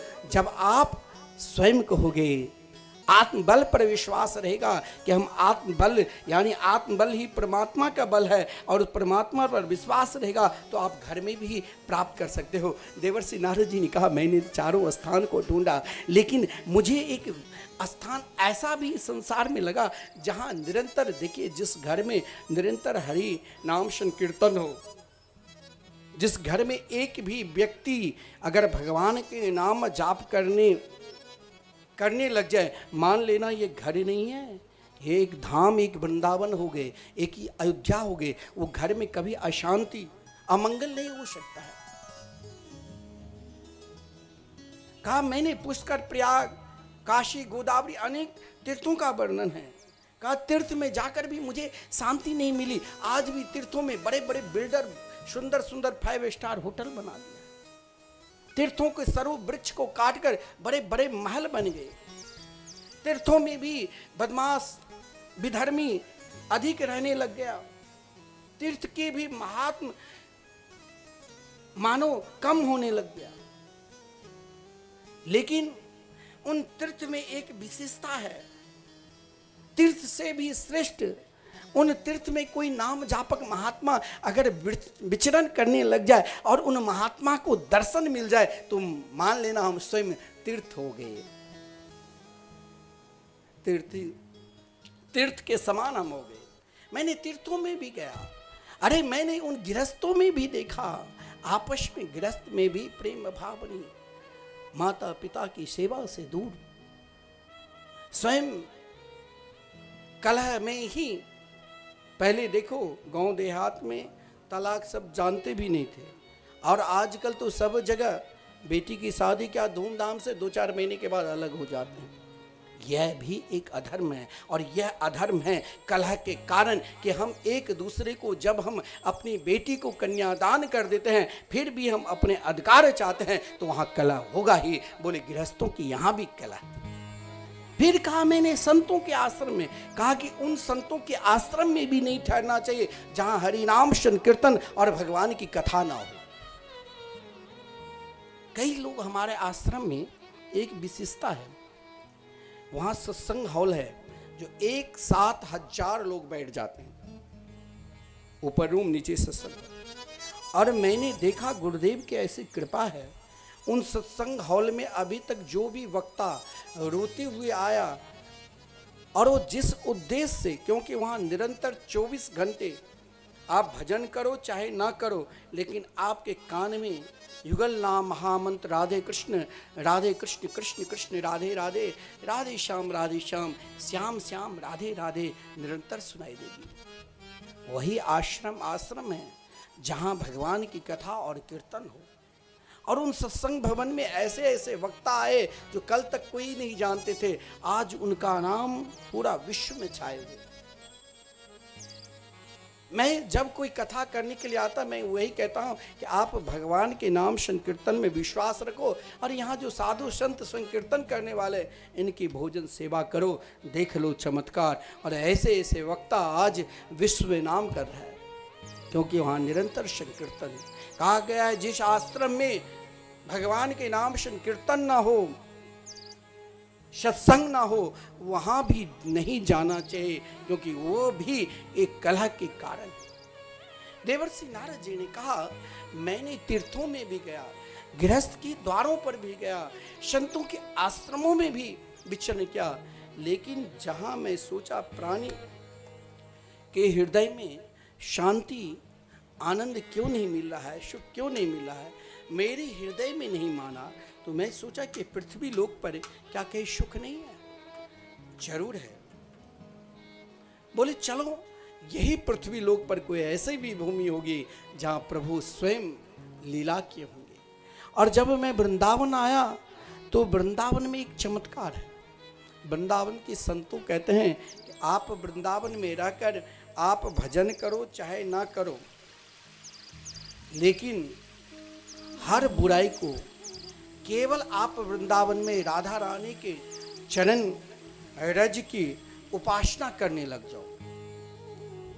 हमारे पूज्य गुरुदेव कहते हैं कि वृंदावन में भजन करने में भी मन न लगे तो कोई बात नहीं, लेकिन वृंदावन में एक छोटा सा उपाय कर लेना। जब आप वृंदावन जाओ तो वृंदावन की मिट्टी जो है, वृंदावन की धूल जो है, इन धूल को ऐसी उपासना करो जिस धूल को, जिस ब्रजरज की गान, जिनके गोद में राधा कृष्ण निरंतर बैठते थे, श्री भट्ट देवाचार्य जी महाराज, जिसने कहा अरे मन वृंदा विपिन निहार, विपिन राज सीमा से बाहर, हरियों को न निहार, यद्यपि मिले कोटि चिंता मने, तदपि न हाथ पसार, जय श्री भट्ट धूली धूसर तन, यह आशा उड़धार।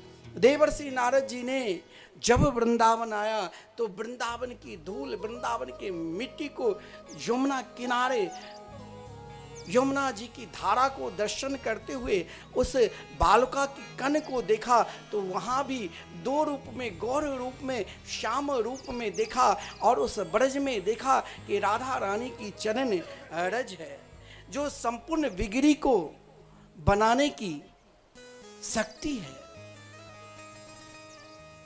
जो जीवन को एक बात श्री कृष्ण चरणारविंद में समर्पित कर दे। देवर्षि नारद जी ने बीना बजाते हुए हरि को गुण गाते हुए कलयुग के दुस्तर अवगुण को देखता हुआ प्रभु के नाम को गान करते हुए जा रहे हैं और पुकार रहे हैं, तेरी तेरी बिगड़ी बना देगी चरण रज श्यामा प्यारे की। तो आइए एक छोटा सा भाव राधा रानी के चरणों में, इनके उनको अपनी बिगड़ी बनानी है तो दोनों हाथ उठा के ताली की सेवा करते हुए और प्रेम से मेरे संग आए। श्री राधे।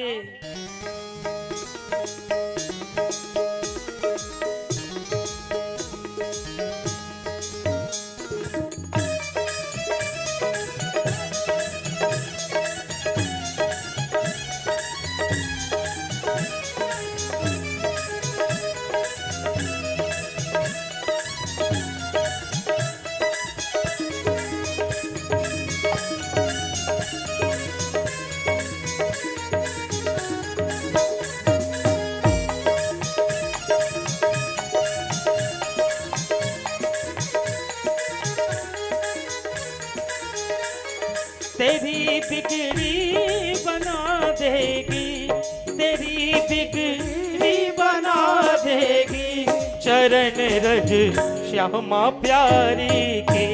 तेरी बिगड़ी बना देगी चरण रज श्यामा प्यारी की। तेरी बिगड़ी बना देगी चरण रज श्यामा प्यारी के। तेरी बिगड़ी बना देगी चरण रज श्यामा प्यारी के। इनकी ताली की सेवा करते हुए श्री लाल है।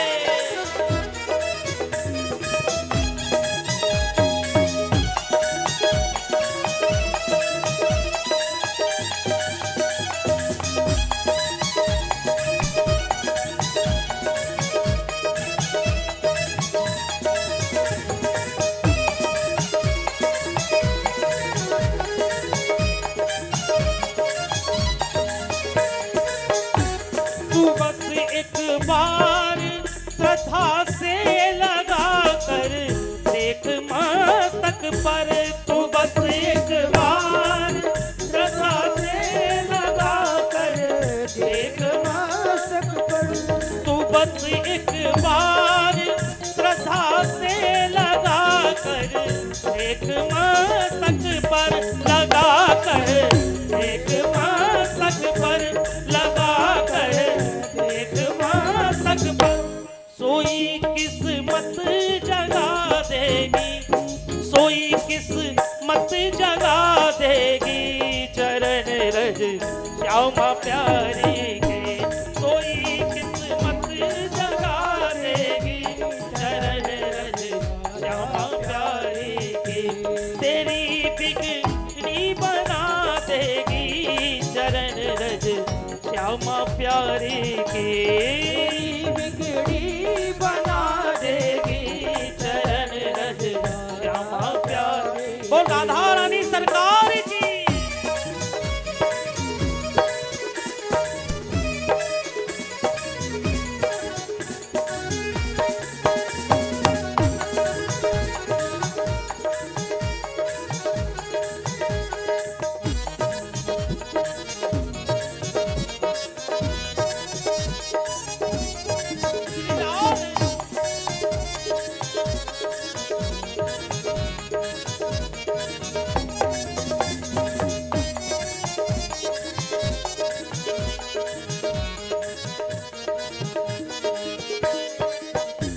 दुखों के घोर बादल हो या लाखों आंधियां आए, दुखों के घोर बादल हो या लाखों आंधियां आए, दुखों के घोर बादल हो या लाखों आंधियां आए, दुखों के घोर बादल हो या लाखों आंधियां आए।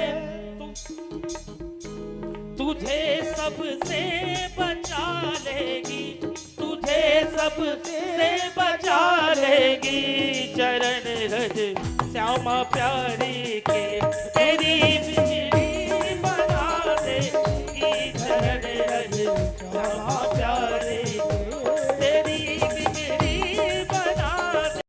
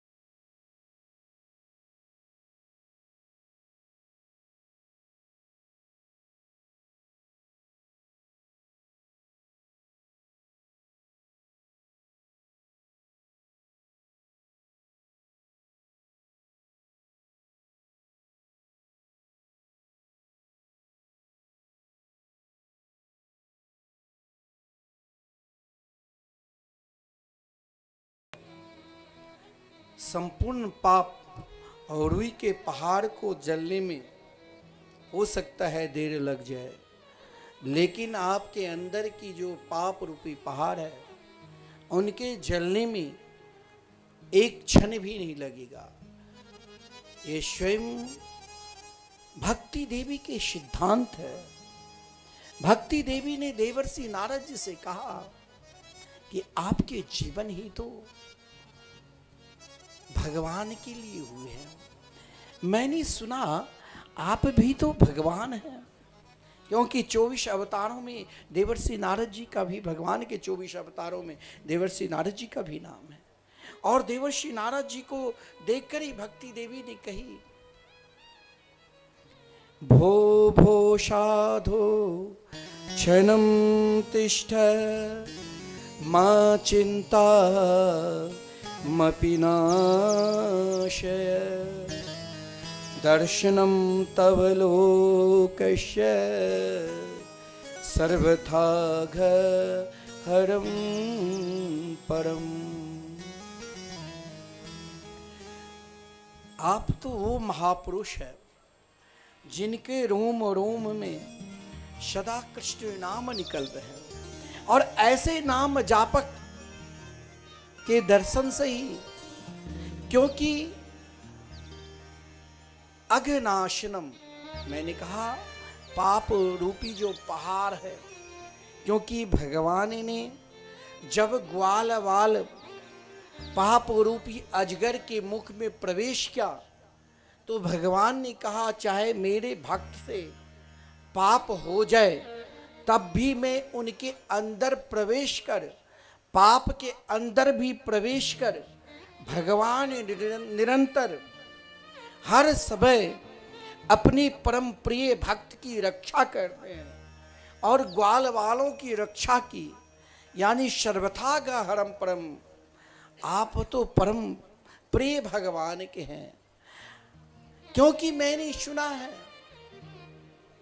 भगवान ने पाप के अंदर प्रवेश कर तब पाप के नष्ट किए, लेकिन आप तो उस अघ के आपके शरण में आने मात्र से ही संपूर्ण पाप नष्ट हो जाते हैं। हे देवर्षि नारद जी, एक क्षण के लिए आप मेरी विनती सुनो। प्रार्थना सुन लो। एक क्षण के लिए आप मेरे निकट भी आओ। आप तो वो महापुरुष है जो पाप और ताप को, क्योंकि भगवान शिव जब पृथ्वी पर हम सभी को संहार करते हैं तो हम लोग कहते हैं पूर्व जन्म में जो आप पाप पुण्य किए होंगे वो भोगना पड़ता है। नहीं कहते हैं पूर्व जन्म के प्रारब्ध है, लेकिन पूर्व जन्म के प्रारब्ध उनका नष्ट हो जाता है। किसका? जिसने अपने जीवन में भगवान की शरणागति को स्वीकार कर लिया है और भगवान के हो गए हैं, तो इस जन्म में आकर वो एक दिन भगवान के नाम जाप करते हुए भगवान को प्राप्त कर लेंगे, क्योंकि उनकी प्रारब्ध भगवान के नाम से जुड़ी। अघनाशिनम भक्ति देवी ने कहा कि मैं भी श्री कृष्ण की प्रिय पटरानी भक्ति देवी हूँ, जिस ज्ञान और वैराग्य के लिए बड़े बड़े ज्ञानी तरसते हैं। बड़े बड़े योगी यदि सन्यासी कहते हैं मेरे अंदर वैराग्य है, लेकिन उनके उन वैराग्य उनके अंदर प्रवेश नहीं करते। यही ज्ञान और वैराग्य मेरे निकट सोए हुए मेरा पुत्र बन। ये सहस्राधिक युवतियां गंगा, गोदावरी, अनेक नदी हैं, लेकिन एक आत्म संतुष्टि के लिए प्रश्न क्या कि जब हम भगवान के हो चुके हैं फिर मेरे अंदर दुख क्यों? क्योंकि मैं चाहती हूं कि मेरे समान ही मेरे पुत्र भी हो जाए। कहा गया है वो ज्ञान श्रेष्ठ नहीं जिस ज्ञान में आपके अंदर बहुत बड़े ज्ञानी हैं लेकिन आपके हृदय में भगवान के प्रति विश्वास नहीं है, तो उन ज्ञान जर्जर है आपके लिए। ओ वैराग्य क्या जो घर द्वार परिवार को छोड़कर फिर भी आपके अंदर भगवान के प्रति विश्वास नहीं है, उनके नाम के प्रति, तो आपका वैराग्य भी जर्जर है, वृद्ध की तरह है। हमें अगर तरनी भी बनाना है भक्ति की तरह, अगर ज्ञान और वैराग्य तब ही युवक हो सकते हैं, तब ही खिल सकते हैं, प्रसन्नता में ना सकते हैं, जब उसके हृदय में कृष्ण भक्ति जागृत हो जाए। भक्ति देवी ने कहा आज मैं मान गई कि मेरे इन दोनों जर्जर पुत्र को आप पूर्ण रूप से स्वस्थ करके कृष्ण की नाम रूपी भक्ति में डुबो दोगे। एक उपाय कर दो ताकि मैं अपने दोनों पुत्र के पास चैन से मुस्कुराते रहूं। ऐसा कोई उपाय है? और कारण क्या है जो इस श्री धाम वृंदावन में मैं तो मुस्कुरा रही हूं, लेकिन एक रोगी व्यक्ति दुख से उसको चैन से नींद नहीं आएगी। लेकिन मैं देखा कि मेरे दोनों पुत्र यहां चैन से सो गए। बेचैनी आदमी को करोड़ों की धन है लेकिन फिर भी उनकी नींद नहीं आती है। आजकल तो एक बीमारी लग गई है, 12-1 बजे लोग सोते हैं मोबाइल देखते देखते, लेकिन उतनी देर वो नाम भी जाप कर सकते। क्यों? क्योंकि उसके ऊपर अभी कोई नाम जापक की कृपा नहीं, उनके अंदर अभी बेचैनी है, नींद नहीं आ रही है। लेकिन यहाँ नींद आना भी एक प्रकार की चैन है। लेकिन मैं जानता हूं कि यहाँ चैन से ये दोनों सो रहे हैं, इनके अंदर बेचैनी नहीं है, लेकिन मेरे अंदर बेचैनी है। मैं चाहती हूँ कि मेरे दोनों पुत्र भी मेरे समान मुस्कुराए। कारण क्या है? जो वृंदावन में मैं तरुणी और मेरे दोनों पुत्र वयोवृद्ध हो चुके हैं। बोले वृंदावन की ज्ञान और वैराग्य देखिए, उद्धव जी जैसे जिसके अंदर 100 बुद्धि है, फिर भी उद्धव जी जब उस प्रेम में डुबकी लगाए तब ही श्री राधा तत्व श्री कृष्ण तत्व को पहचान पाए। अन्यथा तो उद्धव जी अपने ज्ञान से दुखी होकर उन गोपियों की उपदेश को भी नहीं जान पाए। और जब श्री जी की कृपा हुई तो पहचान गए कि यहाँ तो कण कण में बिना महत्पाज रजोभिषेकम, जब तक इन गोपियों की चरण धूल नहीं पड़ेंगे तब तक मेरे हृदय में प्रेम जागृत नहीं। बेचैनी कब तक है? जब हृदय में कृष्ण नाम की प्रेम नहीं है। यहाँ देवर्षि नारद जी ने कहा, हे देवी, इस युग में दो प्रकार के व्यक्ति होते हैं। आप ये मत सोचना कि आप धर्म के मानते हुए भी दुखी है तो भी घबराना नहीं। आप माता पिता की सेवा करते हैं और सोचते हैं कोई फल नहीं वैसे मिल रहा है जो मिलना चाहिए तो भी घबराना नहीं, क्योंकि इस कलयुग में कहा गया यह संतो विसीदंती प्रयसंती है साधव। जो धूर्त होगा, दुष्ट प्रवृत्ति का रहेगा, वो फलेगा फूलेगा, लेकिन जो अध्यात्म को मानकर चलेगा हो सकता है उसके जीवन में दुख भी आ जाए। लेकिन सबसे बड़े ज्ञानी वही है जिसके अंदर धैर्य है, जिसके अंदर ये विश्वास है कि जरूर हम एक दिन अपने लक्ष्य को जरूर प्राप्त कर लेंगे। बोले देवी ये तो वृंदावन की महिमा है। यहाँ वृंदावन की एक अलग पहचान है, ये वृंदावन की एक शोभा है, जहाँ भक्ति तरुण रूप में महाराज है और जहाँ इनके दोनों पुत्र ज्ञान वैराग्य भी, वृंदावन में ज्ञानी भी जब राधा तत्व से राधा तत्व को पहचान लेते हैं तो वो भी चैन से मुस्कुराने लग जाते हैं, और बड़े बड़े वैरागी भी जब से राधा कृष्ण के तत्व को समझ जाते हैं और बोलते हैं एक स्वरूप सदा दो इनाम, आनंद की आह्लादिनी श्यामा, आह्लादिनी के आनंद श्याम, तो वो भी मुस्कुराने लग जाते हैं। तब यही वृंदावन में उनको आनंद मिलने लग जाता है, जिसके विषय में कहा गया है धन्यम वृंदावनम तेना भक्ति नृत्यति यत्र च। फिर उनके लिए जहां जिस अवस्था में रहे उनके तो बिल्कुल उनके लिए वृंदावन ही है। लेकिन जीवन में हे देवी चिंता तुर तो वो उसे रहना चाहिए जिसके जीवन में कृष्ण नाम की चिंतन नहीं। आप व्रत में चिंता मत करो, आप तो श्री कृष्ण के सबसे प्रिय पटरानी हैं। देवर्षि नारद जी ने वृंदावन की महिमा व्यक्ति के विषय में भी कहा। आज कथा घर घर में हो रहा है, महाराज आप कुछ दे दो, जैसे तैसे कथा सुन लो, कहानी कर दिया, दो चार बार नचा दिया, हो गई कथा। लेकिन उससे आपके कुछ क्षण के लिए आत्म संतुष्टि मिल सकता है, लेकिन आत्म बल नहीं मिल सकता है। आत्म बल के लिए तो आपको स्वयं देखिए, यहाँ की श्रोता मुझे कहना पड़ेगा श्री देवेंद्र बाबू के जो भी श्रोता है ना, मुझे लगता है जब हमारे पूज्य गुरुदेव कथा करते हैं तो वहाँ बिल्कुल शांत चित्त होकर ऐसे ही लोग कथा सुनते हैं। मुझे उम्मीद नहीं था, आजकल तो कथा में लोग चिल्लाते हैं, आप कह नहीं पाओगे कथा, क्योंकि वो ऐसी बात ही बता देंगे नाचने गाने वाले जो आपके आत्मबल की बात नहीं बताएंगे तो आपको मन नहीं लगेगा, मन नहीं लगेगा तो आपस में बात करोगे। यहाँ मुझे एक बार भी नहीं बोलना पड़ा, क्योंकि यहाँ की श्रोता वाकई में जो मैं सोचा भी नहीं था, बाकी में श्रोता है, ना वो सरवता है और ना सोता है, वो सही में मानना पड़ेगा। प्रथम दिन गांव में इस प्रकार लगन से भाव से सुन रहे हैं, यही तो आत्मबल है, यही तो परमात्मा से पहचान कराते हैं। देवर्षि नारद जी ने भक्ति देवी को कहा कि एक ऐसा भी समय आएगा जो भागवत को बेचने लग जाएगा।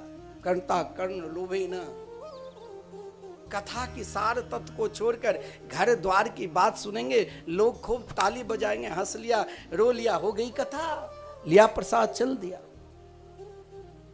धर्म के तत्व से अलग होकर विषय वस्तु की बात सुनने में लोगों की रुचि होती है। ये सब भागवत में बहुत कुछ लिखा है, लेकिन कहा भक्ति देवी हमें भगवान को होना चाहिए। देखिए आप सोचोगे कि एकाएक हम भगवान को पहचान लेंगे, ये पहचानना, यहाँ भागवत में जब भक्ति देवी ने देवर्षि नारद जी से प्रार्थना की कि मेरे दोनों पुत्र को भी आप जागृत करो, तो देखिए जैसे आपको हम ऊपर वाले सेकंड फ्लोर पर है तो सीढ़ी से जाना पड़ता है, तो आप एकाएक चाहोगे कि हमें तुरंत वो पहचान मिल जाए, वो नहीं, उसके लिए धीरे धीरे चलना पड़ेगा। धीरे धीरे चलने के लिए जीवन में सर्वप्रथम संगत करो। अब संग किसके करना चाहिए? संग का सबसे देवर्षि नारद जी ने ज्ञान और वैराग को संग धर्म का भी बड़ा सुंदर उपदेश दिया। संग यानी पहले जागृत कराया। समाज को हमें जागृत कराना पड़ेगा, समाज को हमें बताना पड़ेगा।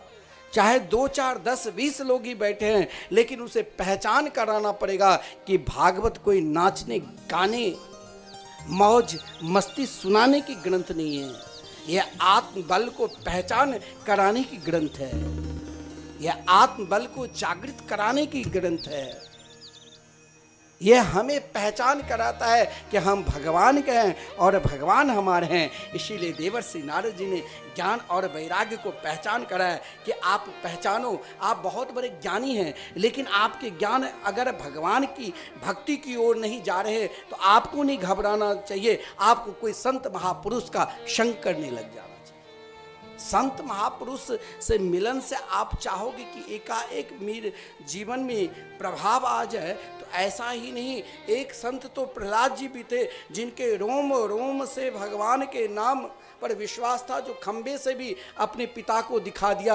और एक उनके पिता भी थे जिसने बार बार प्रहलाद को जगाया, लेकिन उनके जीवन में कोई फर्क नहीं पड़ा। लेकिन संत छोड़ते नहीं। एक नन्हे से बालक भी अपने पिता को छोड़ा नहीं, पहचान कराकर ही दिखाया कि ये खंबे में भी अगर आपको विश्वास है, आपके सनातन धर्म में तो विश्वास ही सर्वोपरि। एक बांस को भी आप पूजा करते हो कि इसमें भी मेरे भगवान हैं, और उसमें रोज जल डालते हो मेरे प्रभु हनुमत लाल जी है, तो एक दिन उस बांस से भी तो आपको भगवान के दर्शन मिल जाएंगे। ये जागृत कराने के लिए तो महापुरुष आते हैं।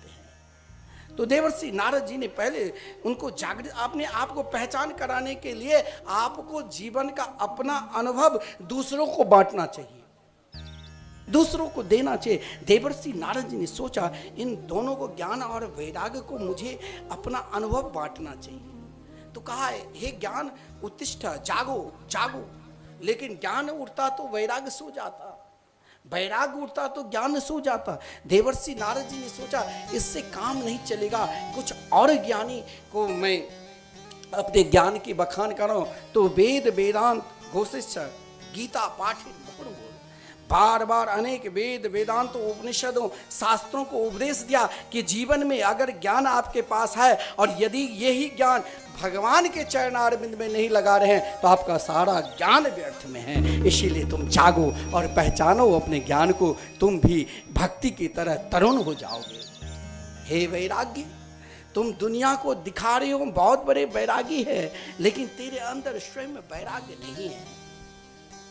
अपने वैराग्य को ज्ञान के द्वारा जगाओ। बार बार गीता पाठ से थोड़ी सी जागृत हुआ। गीता एक सूत्र है, गीता में भगवान ने कहा कि तुम अपने मन दे दो, लेकिन कहीं गीता में ये वर्णन नहीं है कि मन ने किसी ने दे दिया। संपूर्ण गीता को अर्जुन सुनने के बाद भी कहा अब मेरे पास महाराज मोह नहीं है। लेकिन वही अर्जुन के पुत्र जब महाभारत के युद्ध में अभिमन्यु मारा गया तो उनके सारा ज्ञान वहीं रह गए। वही अर्जुन पागल के तरह धनुष बाण को फेंक दिया, स्वयं अग्नि समाधि में जाने लगे। भगवान ने वही अर्जुन को कहा वाह, संपूर्ण ज्ञान रूपी गीता सुनने के बाद भी मोह अभी है। तो वही अभिमन्यु स्वर्ग लोक में जब धिक्कारा, ना जाने एक जन्म मेरे पिता बनने का सौभाग्य बना, आज तुम इस मोह में मोह करना चाहिए उन मनमोहन से, तो तुम मेरे में कर चुके हो।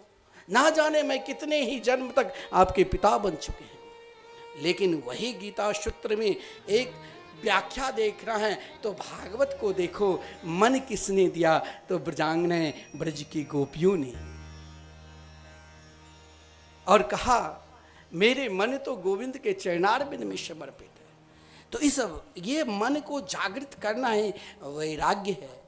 लेकिन महाराज कभी कभी क्या होता है, अपना प्रयास, हमने बहुत प्रयास किया, हम अनेक प्रकार की उद्यम के, धन की प्राप्ति के लिए, प्रतिष्ठा के लिए, भगवान की प्राप्ति के लिए, लेकिन उन उद्यम में सफलता जब ना मिले तो घबराना नहीं चाहिए। किसी श्रेष्ठ महापुरुष का संग करने लग जाना चाहिए। देवर्षि नारद जी ने देखा कि मैंने अपने सारा प्रयास कर लिया, फिर भी ये ज्ञान और वैराग्य जागृत होने के बाद भी फिर उसी अवस्था में लेट जाते हैं। लेटना नहीं है, हमें स्वयं को जागना है, हमें स्वयं को पहचानना है कि हम भगवान के हैं और भगवान हमारे हैं। यही पहचान से हमें आगे बढ़ना है। और यही आगे बढ़ाते हुए देवर्षि नारद जी ने जब स्वयं सोचा कि अब मैं क्या करूं, तो महाराज भगवान के जब जीवन विचलित होने लग जाए तो घबराओ नहीं, गोविंद स्मर्या माशा, भगवान के स्मरण करने लग जाओ कि हम ही, हे प्रभु आप ही तो मेरे सब कुछ है। हे मेरे गोविंद, आपके सिवा मेरा कौन है। केवल भगवान के स्मरण करने लग जाओ। जब कोई नहीं आता मेरे श्याम आते हैं,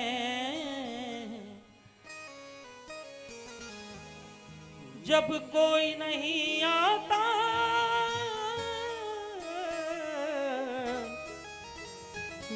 मेरे श्याम आते हैं। वो मेरे दुख के दिनों में वो बड़े काम आते हैं, मेरे दुख के दिनों में वो बड़े काम आते हैं। जब कोई नहीं आता मेरे श्याम आते हैं, जब कोई नहीं आता मेरे श्याम आते हैं। मेरे दुख के, ओ मेरे दुख के दिनों में वो बड़े काम आते हैं, मेरे दुख के दिनों में वो बड़े काम आते हैं, मेरे दुख के दिनों में वो बड़े काम आते हैं।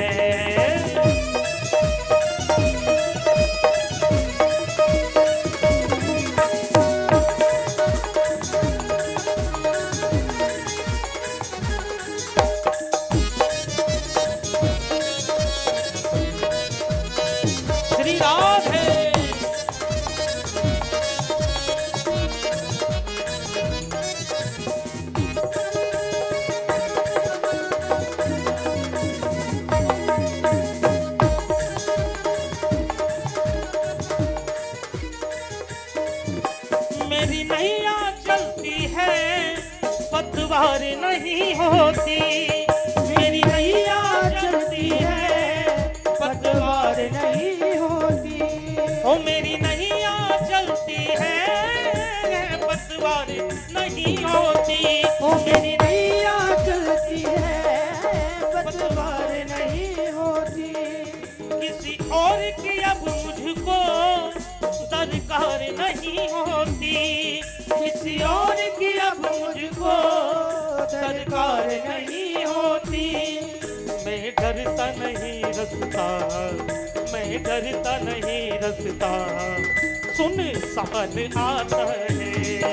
मेरे दुख के दिनों में वो बड़े काम आते हैं, जब कोई नहीं आता मेरे श्याम आते हैं, जब कोई नहीं आता मेरे श्याम आते हैं।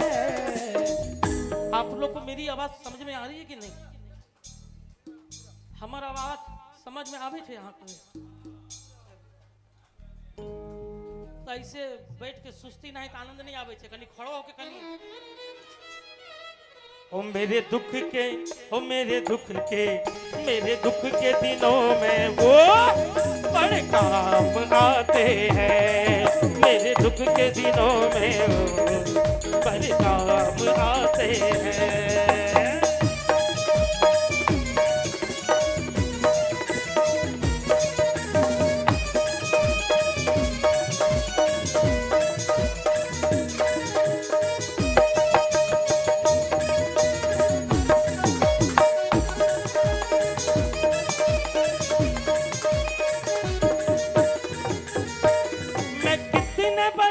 होकर दीनों से प्यार करूं। मैं कितने बड़े होकर दीनों से प्यार करो। मैं कितने बड़े होकर दीनों से प्यार करूं। मैं इतने बड़े होकर दीनों से प्यार करूं। मेरे भक्तों अपने भक्तों के पल भर में स्वीकार आते हैं। मेरे दुख के दिनों में वो बड़े काम आते हैं। मेरे दुख के दिनों में वो बड़े काम आते हैं। मेरे दुख के दिनों में वो बड़े काम आते हैं। और क्या कहना है? अरे जहाँ विराजे राधा रानी, जहाँ विराजे राधा रानी, जहाँ विराजे मेरी महारानी, जहाँ विराजे मेरी महारानी। ओ अलबेली सरकार, सवरिया कन्हैया सवरिया ले चल परली पार। सवरिया ले चल परली, सवरिया ले चल परली पार। सवरिया ले चल पल्ले पार। ओ जहाँ विराजे राधा रानी, जहाँ विराजे राधा रानी। तो एना जेबे पल्ली पार जाए थे तो खड़ो हुए पड़े छे। तो जो भक्त खड़े होने चाहते हैं खड़े हो जाएं। ऐसे आनंद नहीं आता है, ताली दोनों हाथ से बजता है। तो प्रेम से सवरिया कन्हैया सवरिया ले चल परली पार। सवरिया ले चल परली, कन्हैया ले चल परली पार। कन्हैया ले चल परली पार। सवरिया ले चल परली पार। सवरिया ले चल परली, कन्हैया ले चल परली पार। जय जय श्री राधे। देवर्षि नारद जी ने ज्यों ही भगवान के स्मरण की, आकाशवाणी हुई। और आकाशवाणी के द्वारा, आकाशवाणी क्या है? जीवन जब अत्यधिक विचलित होने लग जाए तो हमें घबराना नहीं चाहिए, भगवान का स्मरण करने लग जाना चाहिए। और भगवान के स्मरण करने से क्या फल मिलेगा?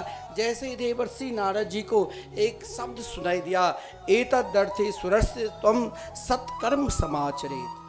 जीवन का सर्वश्रेष्ठ जो सत्कर्म है भागवत धर्म, इनका आप उपदेश करो। और यही उपदेश का उद्देश्य शनकादिक के साथ मिलन हुआ बद्रिका आश्रम में। और वहीं बद्रीनाथ के निकट हरिद्वार के पावन सानिध्य में गंगा जी के पावन तट पर देवर्षि नारद जी मुख्य संकल्प लेकर भक्ति और ज्ञान और वैराग्य प्राणी के हृदय में कैसे निरंतर रहेंगे, इसके लिए भागवत की व्याख्या स्वयं शनकादिक ने किया। देखिए, जीवन में जब स्वयं को उत्साह आने लग जाए, प्रसन्नता आने लग जाए, तो मान लेना आपके ऊपर भगवान की कृपा है। सुख में भी प्रसन्नता और दुख में भी प्रसन्नता। इसीलिए भागवत में ही कहा गया है, सदाशिव्या सदाशिव्या श्रीमद्भागवती कथा यस्या श्रवण मात्रेण हर्षितम समाश्रे। जीवन की धारा एक ओर महाराज बिल्कुल अज्ञान की ओर ले जाएगा, और एक ओर यही जीवन पद्धति ज्ञान की ओर, जो ज्ञान आपको भागवत में समा देंगे। और भागवत में जो ज्ञान समा गए वही हरिश्चित्तम समाश्रित। मान लेना उनके निकट निरंतर उनके हृदय में भगवान विराजमान है। और जब भगवान विराजमान है, इसका पहचान क्या है? इसका पहचान यही है, सुख में भी प्रसन्नता तो दुख में उससे अधिक प्रसन्नता। जैसे कहा गया है कि जिस समय भागवत के गान शनकादिक कर रहे थे, उसी समय भक्ति देवी अपने दोनों पुत्र को साथ में लेकर कहां पहुंचे? तो भागवत के पंडाल में। और लिखा है, भक्ति सुतो तो तरुणो गृहीत्वा प्रेमे के रूपा सहसा विराशित श्री कृष्ण गोविंद हरे मुरारे नाथेति नामा निमहोर्बदन्ति ते। जब आपका पहचान कैसे मैं मानूं कि मेरे हृदय में भगवान निरंतर वास कर रहे हैं, इसका पहचान यही है जो आप दुनिया में सब कुछ छोड़ सकते हैं, लेकिन आप कभी भगवान के नाम नहीं छोड़ सकते हैं। यही सर्वश्रेष्ठ पहचान है। और इस पहचान के लिए यह भी नहीं कहा गया है कि आप बहुत बड़े हैं, कि आप बहुत छोटे हैं। इस पहचान के लिए तो उसे श्रेष्ठ कहा गया है। किसे? तो सकल भुवन मध्य निर्धनास्तेपि धन्या निवसति हृदयेषां श्री हरिर्भक्तिरेका हरिरपि निज लोकम सर्वथा तो विहाय प्रविशति हृदयेषां भक्ति शूद्रोपनद। कहा गया वो व्यक्ति सर्वश्रेष्ठ है। सकल भुवन मध्य निर्धनास्तेपि धन्या। किसे श्रेष्ठ कहा गया? जिसने भगवान को पहचान लिया वही सर्वश्रेष्ठ ज्ञानी है और वही सर्वश्रेष्ठ वैरागी है। देखिए, भगवान की पहचान अज्ञानी भी कर सकता है। और भागवत पे ऐसे अज्ञानी का वर्णन है जिस चरित्र को हम धुंधकारी चरित्र बोलते हैं। एक व्यक्ति आत्मदेव, जिसके विषय में कहा गया है कि आत्मदेव जी कोई साधारण व्यक्ति नहीं थे। आत्मदेव के पास धन भी है और विद्या भी है। तुंगभद्रा नाम की एक नदी है जहाँ के एक सुंदर पावन तट, और जिस पावन तट के किनारे एक सुंदर उत्तम नाम की नगर है या पत्तन नाम की नगर कह लो, और जिस नगर में अनेक प्रकार के लोग निवास कर रहे हैं, उसी नगर में वो आत्मदेव भी है। और जिस आत्मदेव की पत्नी के नाम धुंधली है, और जिस आत्मदेव हर व्यक्ति सोचता है कि मैं देव तुल्य हो जाऊं, जब देवता सोचता है कि मैं मनुष्य तुल्य हो जाऊं, तो मनुष्य भी सोचता है कि मैं देवतुल्य हो जाऊं। देवता भी भगवान से प्रार्थना करते हैं कि ओह अमीशाम किम कारी शोभनम। आश्चर्य आश्चर्य की बात है, इन व्यक्ति ने कौन से तीर्थ में जाकर किस प्रकार तपस्या की है जो भारतवर्ष में मानव बनकर जन्म लिया है। और हम भी सोचते हैं इस व्यक्ति ने कैसा ऐसा उपासना की है जो इतने बड़े श्रेष्ठ हो गए, देवतुल्य हो गए। प्रार्थना तो दोनों करते हैं। आत्मदेव भी प्रार्थना किया। आत्मदेव कोई मूर्ख नहीं थे। आत्मदेव के विषय में तो यहां तक कहा गया है, स्रोतस मारतेसु निस्नातो द्वितीय इव भास्कर। हमारे पूज्य गुरुदेव कहा करते हैं कि आत्मदेव जी भुवन भास्कर सूर्य के तरह ज्ञानी थे और कुबेर के तरह धनवान थे, लेकिन आत्मबल नहीं था। आत्मबल जिसके अंदर नहीं है वो सबसे बड़ा अज्ञानी है। जिसके अंदर आत्मबल शून्य था, जिस कारण धन के उपार्जन भी करते थे, और वही उपार्जन के कारण आत्मबल नहीं रहने के कारण सुख को ढूंढने लग गया कि सुख कहाँ मिले, चैन कहाँ मिले, शांति कहाँ मिले, आनंद कहाँ मिले। जिस सुख को पत्नी में ढूंढा, धन में ढूंढा, अशांति मिला। सोचा विवाह करूं, पत्नी में ढूंढ कर सुख मिलेगा, बाद में करना भैया, कुछ देर रुक जाओ, आरती थोड़ी देर में होगी। श्री वृंदावन बिहारी लाल की जय। पत्नी में ढूंढा, चारों तरफ कोशिश किया, विवाह किया, पत्नी भी बिल्कुल विपरीत हो गई। जिस घर में पत्नी पति की बात ना माने और पति पत्नी की बात ना माने, उस घर में बिल्कुल विपरीत घर की दिशा बदल जाएगी, घर में विवाद होने लग जाएगा, घर में नाना प्रकार की कलह उत्पन्न हो जाएगा, घर में नाना प्रकार की व्याधि आ जाएगी। पति पत्नी भी एक प्रेम का स्वरूप है, एक धर्म के पंथ है, और उस धर्म के पंथ से उनकी संतान एक वृक्ष है, और जिस वृक्ष से नाना प्रकार के धर्म के आचरण करने वाली संतान होती है। और ये वही अगर धुंधली हो जाए, जो स्वयं अपनी ही बात पर निरंतर रहे, तो धुंधली है, स्वयं अपनी बात की स्थापित करे, दूसरे को आदर न करे, सम्मान न करे, निरंतर मेरी बात माने, तो वहां अशांति हो जाता है, वहां आत्मदेव दुखी हो जाता है।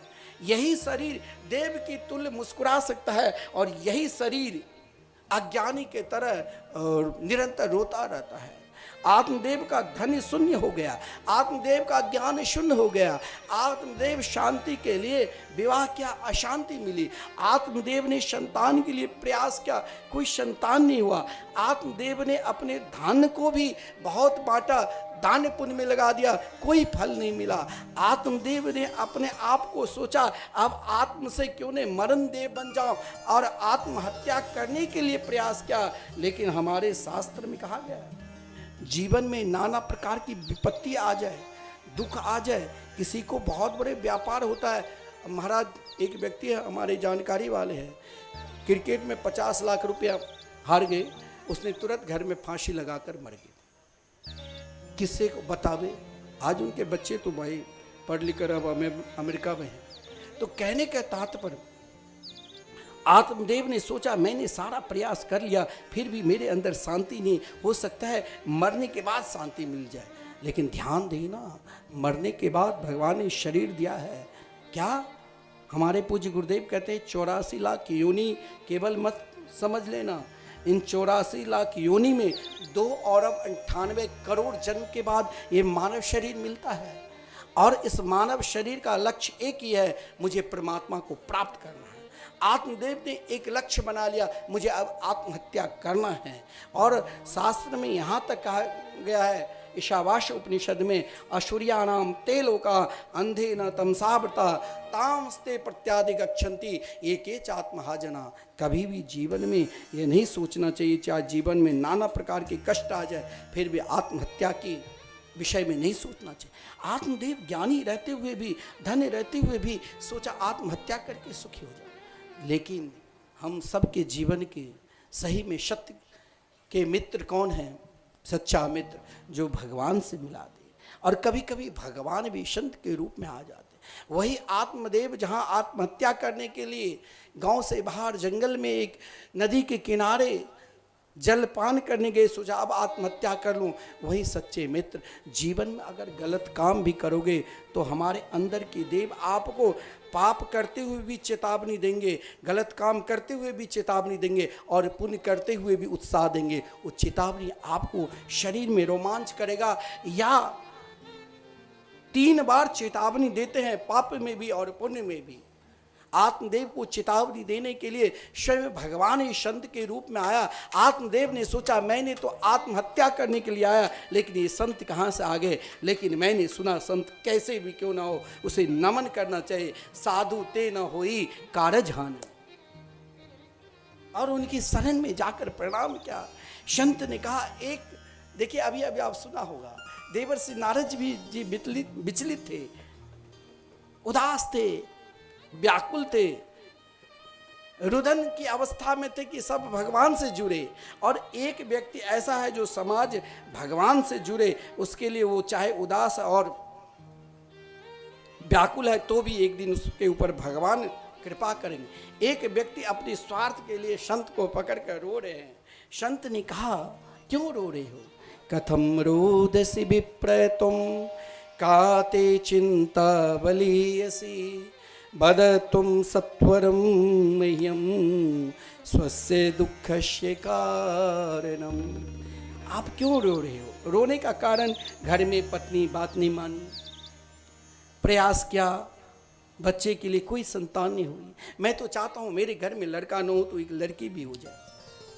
आत्मदेव को संत ने बहुत समझाया कि देखो बेटा, तुम चलो मेरा आश्रम में रहकर भजन पूजन करना, अब ये सब छोड़ दो। क्या पत्नी से सुख मिला? बोले नहीं मिला।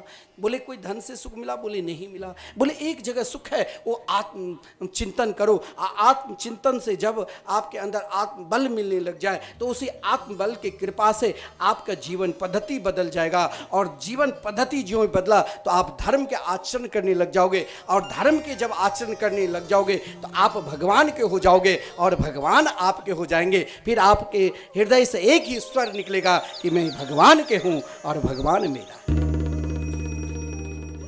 लेकिन आत्मदेव के अंदर वो जागृत नहीं हुआ।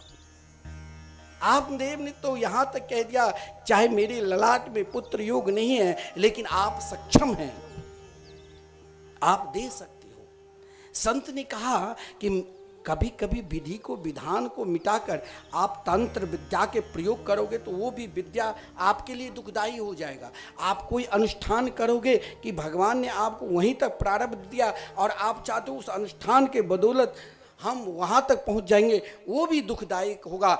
आत्मदेव को संत ने कहा ये दुखदायी का कारण बन जाएगा, लेकिन कहा यही तो कारण है।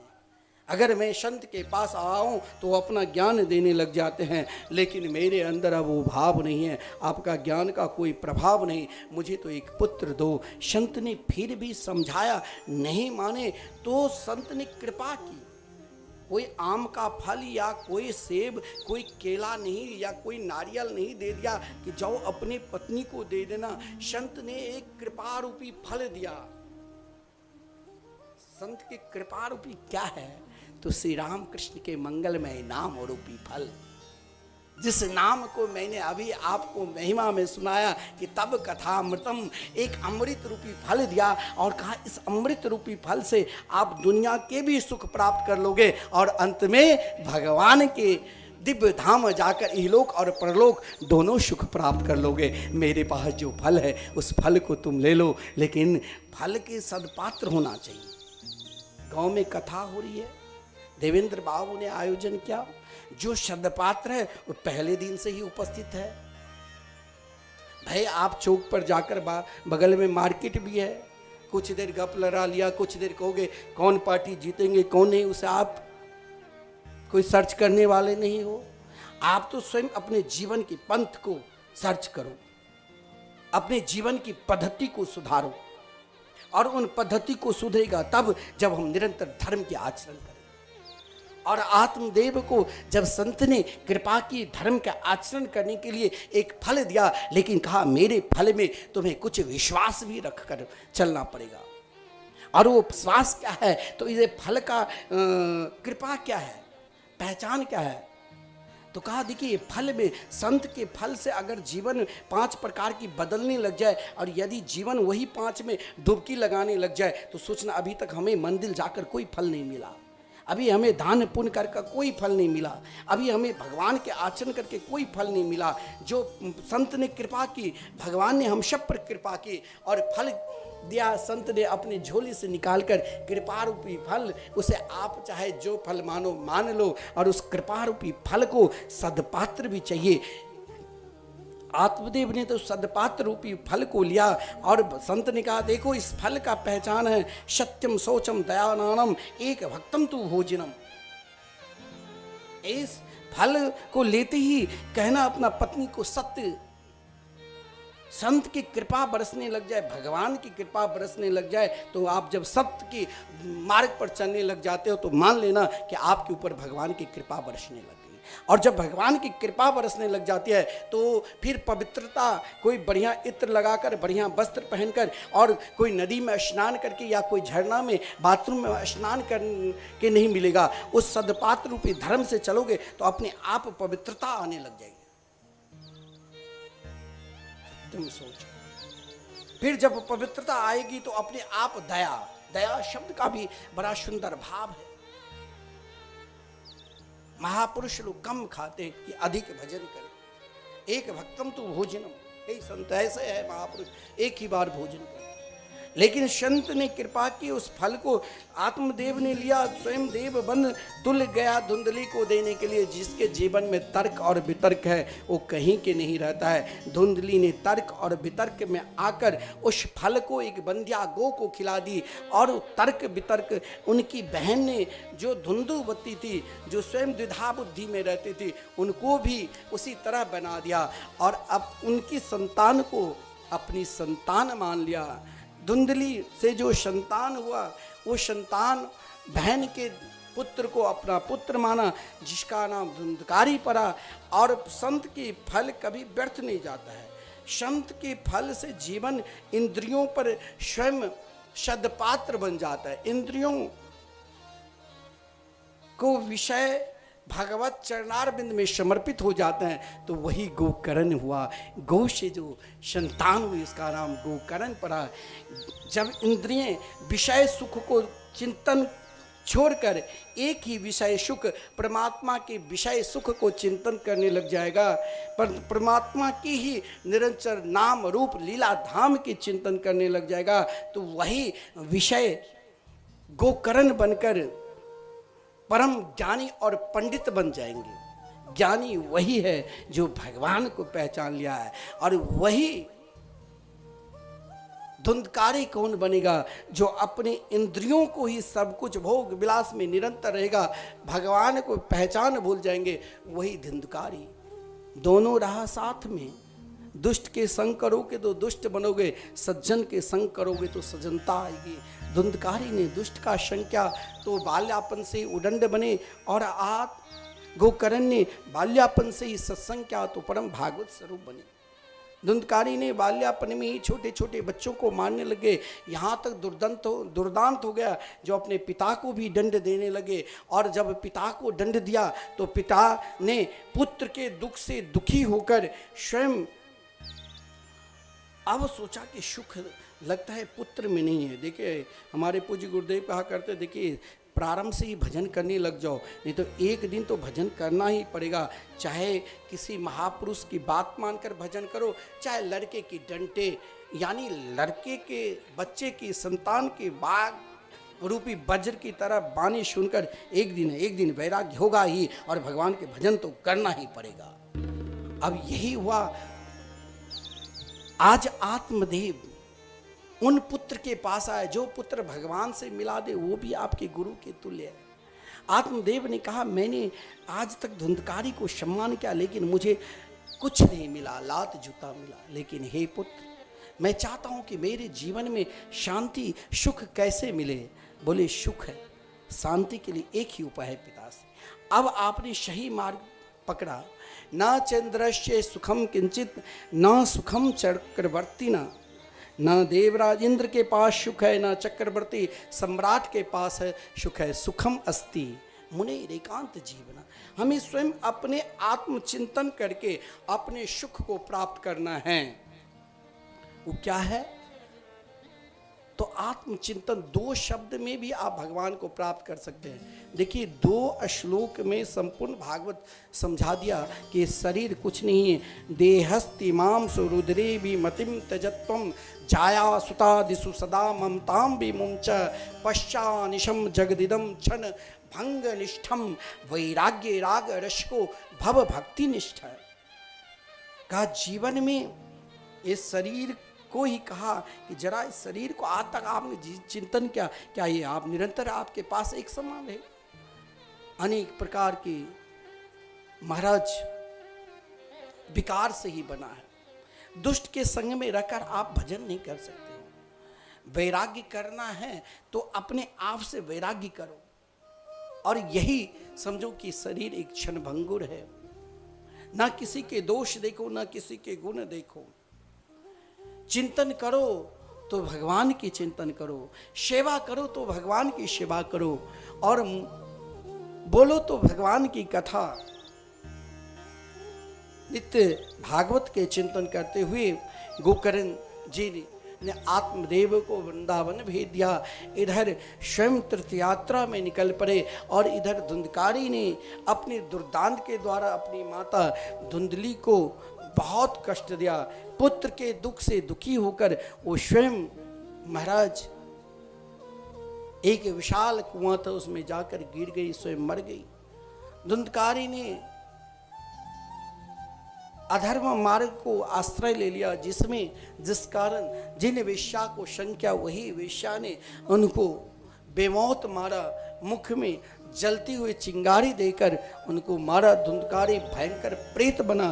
फिर भी देखिए, अज्ञानी, महान से अज्ञानी, प्रेत यानी अज्ञानी, अज्ञानी के ऊपर भी संत की कृपा देखिए। गोकर्ण निरंतर जो भगवान के चिंतन में अपने इंद्रियों को, संपूर्ण इंद्रियों को भगवान के चिंतन में लगाकर निरंतर वही रस को रसास्वादन करते थे, आज वही गोकर्ण जब आत्मदेव की नगर आया। आत्मदेव कौन है महाराज? ये शरीर पतति इति पतनम, हमारे गुरुदेव कहते हैं पतन नगर ये शरीर ही है। शरीर निरंतर पतन की ओर जा रहा है। और उत्तम नगर भी कोई कहा तो सर्वश्रेष्ठ उत्तम यह मानव शरीर है। और इस मानव शरीर को हमें देव बनाकर भगवान को प्राप्त करना है। अगर हम यही मानव शरीर को विषय रूपी इंद्रियों में डुबकी लगाते हैं तो ये मानव शरीर द्विधा आकार में यानी धुंधली आकार में बन जाता है। और यही मानव शरीर को यदि हम महापुरुषों के संग करते हैं तो ये आत्मदेव होकर भगवान को प्राप्त कर लेता है। जैसे आत्मदेव ने भगवान को प्राप्त कर लिया, इधर पुनः वही गोकर्ण जी ने संत के संग में कोई भी आवे उनको बराबर आदर देते हैं। और वही गोकर्ण जी ने जब नगर में प्रवेश किया, उस घर में विकराल रूप, कभी भैंस, कभी भेड़िया, कभी अग्नि, कभी इंद्र, क्योंकि प्रेत 10 मिनट से अधिक एक रूप में नहीं रह सकता है। अंत में कृपा की और स्वयं कृपा की तो कहा कि मैंने आत्मदोषा, मैंने स्वयं अपने कारण, कहा गया है शास्त्र में, दुशीलो मातृदोषेन पितृदोषेन मूर्खता कार्य पुण्यम वंश दोषेन आत्मदोषात् दरिद्रता। दोषील संतान होने लग जाए तो समझ लो कि माता के दोष है, मूर्ख हो जाए तो समझ लेना पिता की दोष है, और दरिद्र हो जाए तो समझ लेना वंश की दोष। लेकिन जैसे आत्मदेव ने कहा मैंने आत्मदोषात, अपने दोष के कारण ही अपने ब्रह्म तत्व को नष्ट किया, अब आप मेरा कल्याण करो। और स्वयं गोकर्ण जी ने पुनः भुवन भास्कर सूर्य से प्रार्थना करके कि धर्म सर्वोपरि स्थान क्या है, तो श्रीमद् भागवत के रूप में कहा। और वही भागवत कथा श्रवण कराकर एक साथ कांट की बांश में छोटी सी छिद्र में वो प्रेत के नाम से संकल्प हुआ। और वो जिस प्रकार प्रथम दिन, द्वितीय, तृतीय, चतुर्थ, पांचवें, छठे, सातवें दिन अलग अलग ग्रंथि फटकर और दिव्य रूप प्राप्त कर स्वयं गोकर्ण जी के चरणों में प्रणाम किया और कहा धन्या भागवती वार्ता प्रेत पीड़ा विनाशिनी। आपने मुझ जैसे अज्ञानी को भी भगवान की कथा सुनाकर धन्य धन्य कर दी। पुनः सभी प्राणी दोबारा कथा सुनकर भगवान को प्राप्त कर लिया। जीवन में हम सबको भगवान को प्राप्त करना है तो तब तक भगवान की कथा श्रवण करना चाहिए जब तक भगवान में विश्वास ना हो, जब तक उनके नाम में रुचि ना हो जाए तब तक कथा सुननी चाहिए। भागवत कथा कब किस समय सुननी चाहिए यह भी वर्णन है कि सुंदर मुहूर्त निकालो। भागवत के सहायता के लिए बीच में संकीर्तन भी होना जरूरी है। लिखा है कि अगर शरीर स्वस्थ है तो उपवास करके सुनो, शरीर अस्वस्थ है तो उपवास नहीं भी करो, फिर भी कथा सुनो तो फल एक समान मिलेगा। आप कथा 7 दिन तक, यदि आप ये कभी नहीं सोचना कि अगर से देवेंद्र बाबू संकल्प किए हैं तो इन्हीं को फल मिलेगा। आप भी 7 दिन तक निरंतर कथा मृत का रसास्वादन करोगे तो कथा के माध्यम से आपके अंदर जो भी प्रश्न होगा उन प्रश्न का उत्तर भी मिल जाएगा। और आप जिस प्रकार संकल्प करोगे मन में, भागवत भगवान साक्षात कल्प वृक्ष है, तो आपको फल भी जिस भाव से श्रवण करोगे मिलेगा। आइए हम सब भी आज की कथा की यहीं विश्राम करते हैं महात्मा की। कल ठीक हम 4:30 बजे उपस्थित हो जाए। वैसे मौसम को देखते हुए, गर्मी को देखते हुए 5 बजे से ही रहेगा। और फिर रात्रि तो अपना ही है, कोई ज़रूरी नहीं है। अब पहले गांव देहात में लोग 8-9 बजे सोते थे, अब तो 12 बजे तक नींद नहीं आती है। तो ये बहाना मत सोचना कि अब रात 8-9 बज गए, अब तो जाना है, प्रसाद तो मिलेगा ही। तो आइए हम सब एक भजन का आनंद लेते हुए फिर आरती के दर्शन करेंगे। और वृंदावन से हमारे गोपाल जी जो आए हैं वो झांकी बनाए हैं, तो झांकी का भी दर्शन करिए, सब प्रणाम करिए और भजन का आनंद लेते हुए और फिर आरती के दर्शन करेंगे। आइए भाव के साथ पुकारें और बांके बिहारी की सुंदर छवि का भी दर्शन करेंगे। बोलिए बांके बिहारी लाल की जय हो सांवरियो लो संभाल, हो सांवरियो लो संभाल, कहीं ना खो जाऊं। हो कुछ ऐसा करो कमाल कि तेरा हो जाऊं, कुछ ऐसा करो कमाल कि तेरा हो जाओ। सांवरियो लो संभाल, सांवरियो लो संभाल, कहीं न खो जाऊं।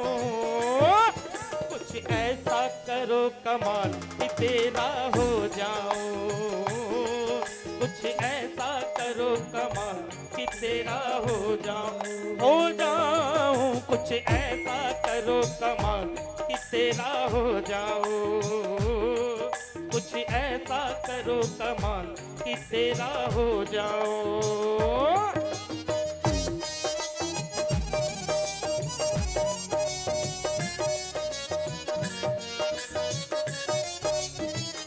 बांके बिहारी लाल की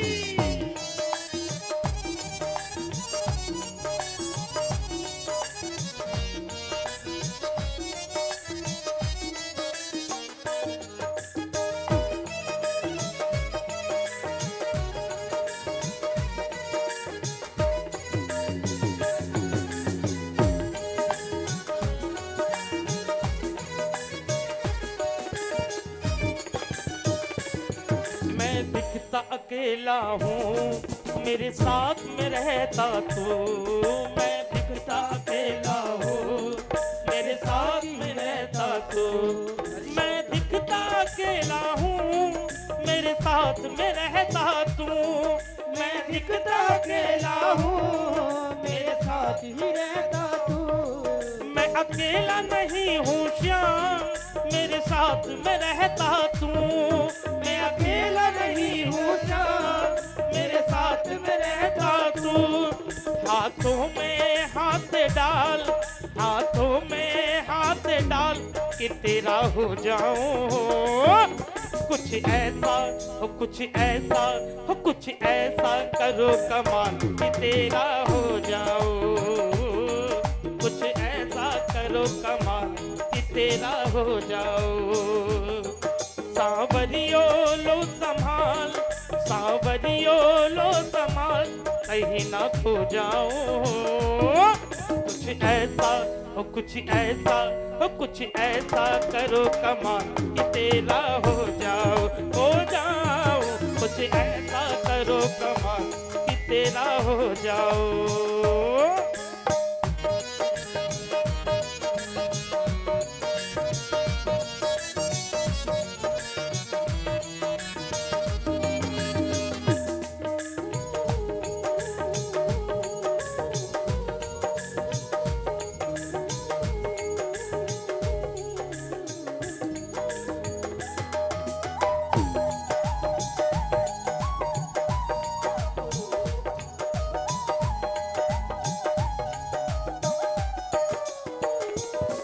दुनिया के तानों से मुझे फर्क नहीं पड़ता है। दुनिया के तानों से मुझे फर्क नहीं पड़ता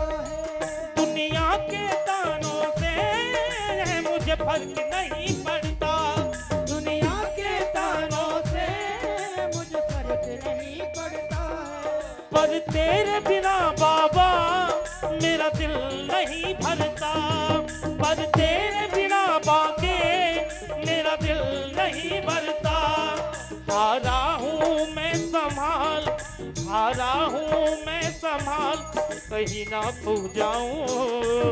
हो कुछ ऐसा, हो कुछ ऐसा, हो कुछ ऐसा करो कमाल कि तेरा हो जाओ। कुछ ऐसा करो कमाल कि तेरा हो जाओ। राधे राधे, श्री राधे राधे, श्री राधे राधे, श्री राधे राधे, जय राधे राधे, जय राधे राधे, श्री राधे राधे, जय राधे राधे।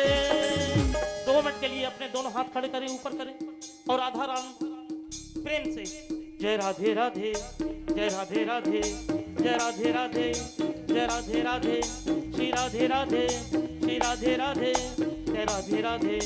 अरे वृंदावन में, वृंदावन में राधे राधे, बरसाने में राधे राधे, नंदगांव पे राधे राधे, नंदगांव पे राधे राधे, नंदीपुरा में राधे राधे, नंदीपुरा में राधे राधे, वृंदावन में राधे राधे, वृंदावन में राधे राधे, गोवर्धन में राधे राधे, गोवर्धन में राधे राधे, कुंजगलीन में राधे राधे, कुंजगलीन में राधे राधे, मिथिला कुंज में राधे राधे, मिथिला कुंज में राधे राधे, जय राधे राधे, जय राधे राधे, जय राधे राधे, राधे राधे, राधे राधे राधे, जय राधे राधे, राधे राधे, राधे राधे राधे, जय राधे राधे, राधे राधे, जय जय श्री राम।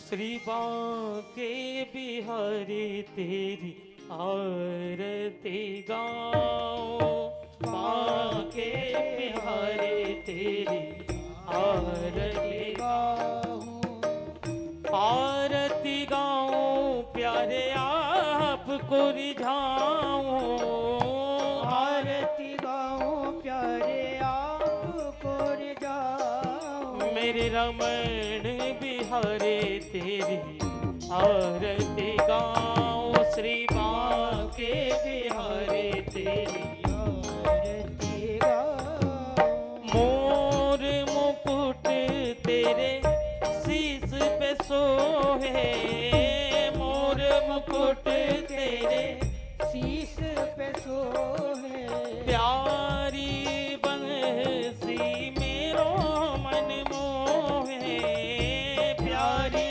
बंसी मेरो मन मोहे, देख छबे मैं तो बलि बलि जाऊं, श्री बांके बिहारी तेरी आरती गाऊं, चरणों से निकली है गंगा प्यारी, चरणों से निकली निकली है गंगा प्यारी, जिसने सारी दुनिया तारी, जिसने सारी दुनिया तारी, इन चरणों पे मैं शीस नवाऊं, श्री बांके बिहारी तेरी आरती गाऊं, प्यास दास के नाथ आप हो, प्यास दास के नाथ आप हो, सुख दुख जीवन प्यारे साथ आप हो, सुख दुख जीवन प्यारे साथ आप हो, हरि चरणों पे मैं शीस झुकाऊं, श्री बांके बिहारी तेरी आरती गाऊं, श्री हरिदास के प्यारे तुम हो, श्री हरिदास के प्यारे तुम हो, मेरे मोहन जीवन धन हो, मेरे मोहन जीवन धन हो, देख छबे मैं तो बलि बलि जाऊं, श्री बांके बिहारी